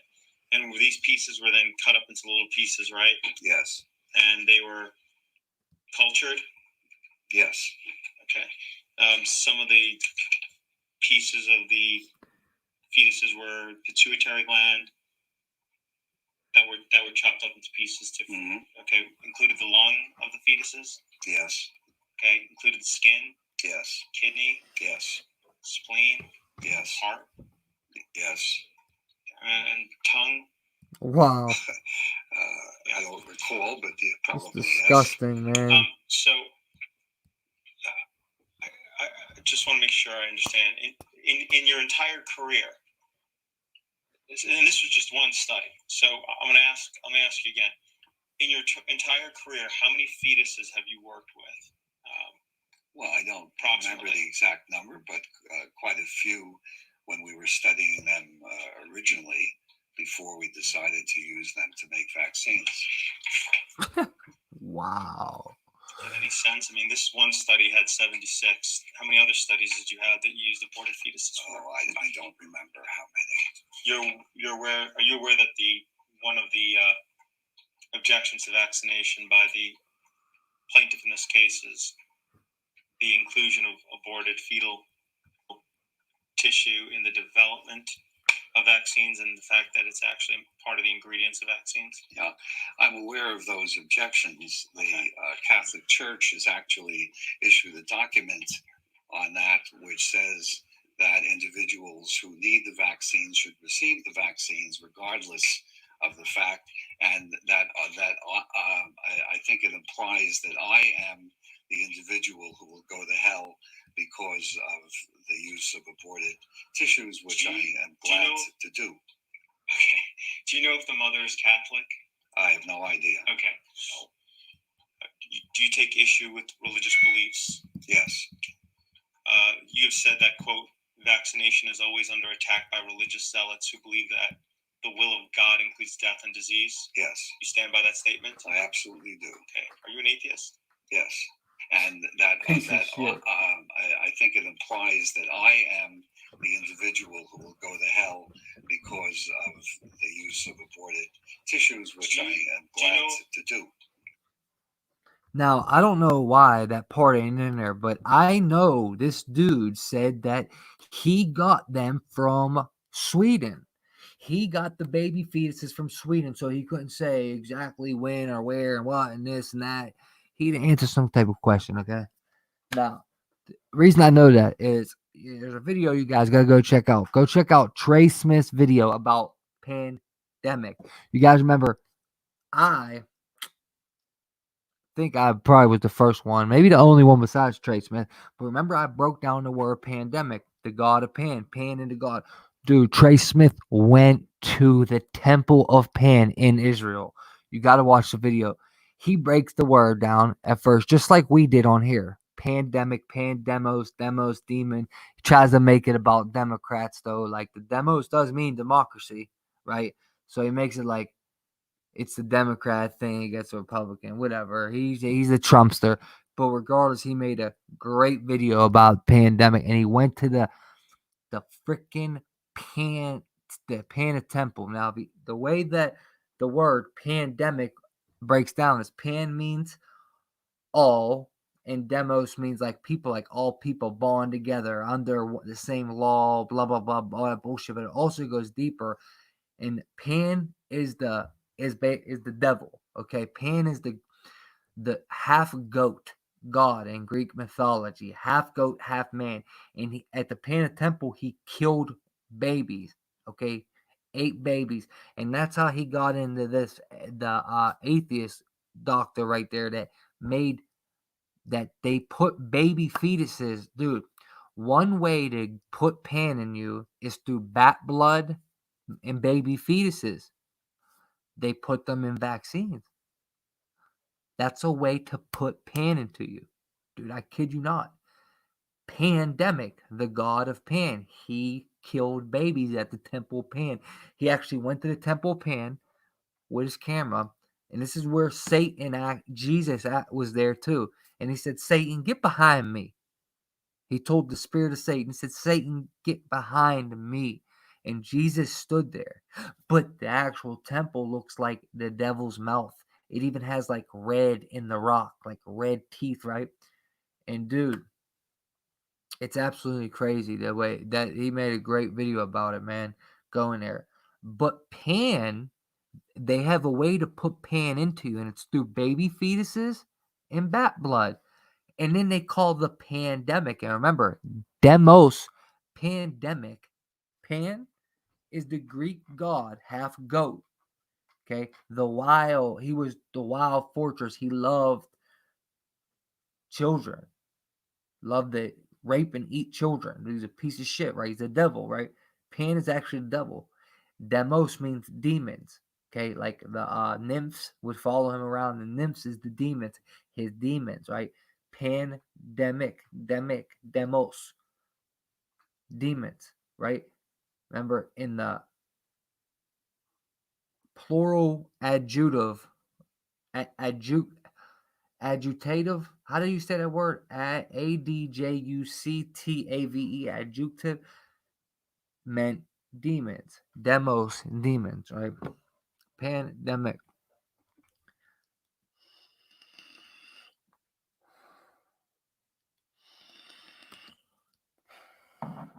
Yeah, I hear you. But he had it on the screen. The one way to put Pan into you was through bat blood, baby fetus, and there was one more way. Maybe through your food. And it's just crazy how they call a pandemic and then they try to push a vaccine, right? Pandemic has the word in it, and then the way to put Pan in you is through the vaccine. I mean, dude, how wild is that? How much does that connect? Like, it's you can't make this shit up.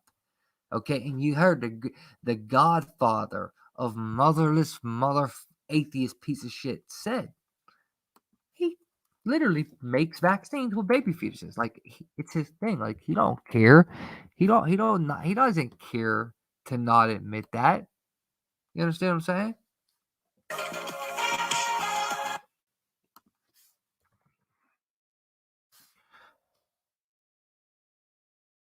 Here we go. Here we go right here. Here we go right here. Yep, here we go right here. All right, hold up. Very base. Be intimate with children, and of course, forcefully intimate with children, and of course also goats, as depicted in this artwork. Talk right about here. Pan. This is Pan. He's the deceiver god, the trickster god, the god summoned by the witches under the moonlight. And the word pandemic begins with the root word pan, which to them meant We broke that here. or should be in. This is a great video. I'm only going to show you something so you go watch it. Pan is the originator of the entire pantheon of gods, the root of those pantheon of Greek and Roman gods. Pan's temple, where I'm about to walk you up to He right went now, there. has some interesting correlations. The Temple of Pan right here, the border of Syria, between the pages and temples of that ancient world and Yo, guys, do you see me?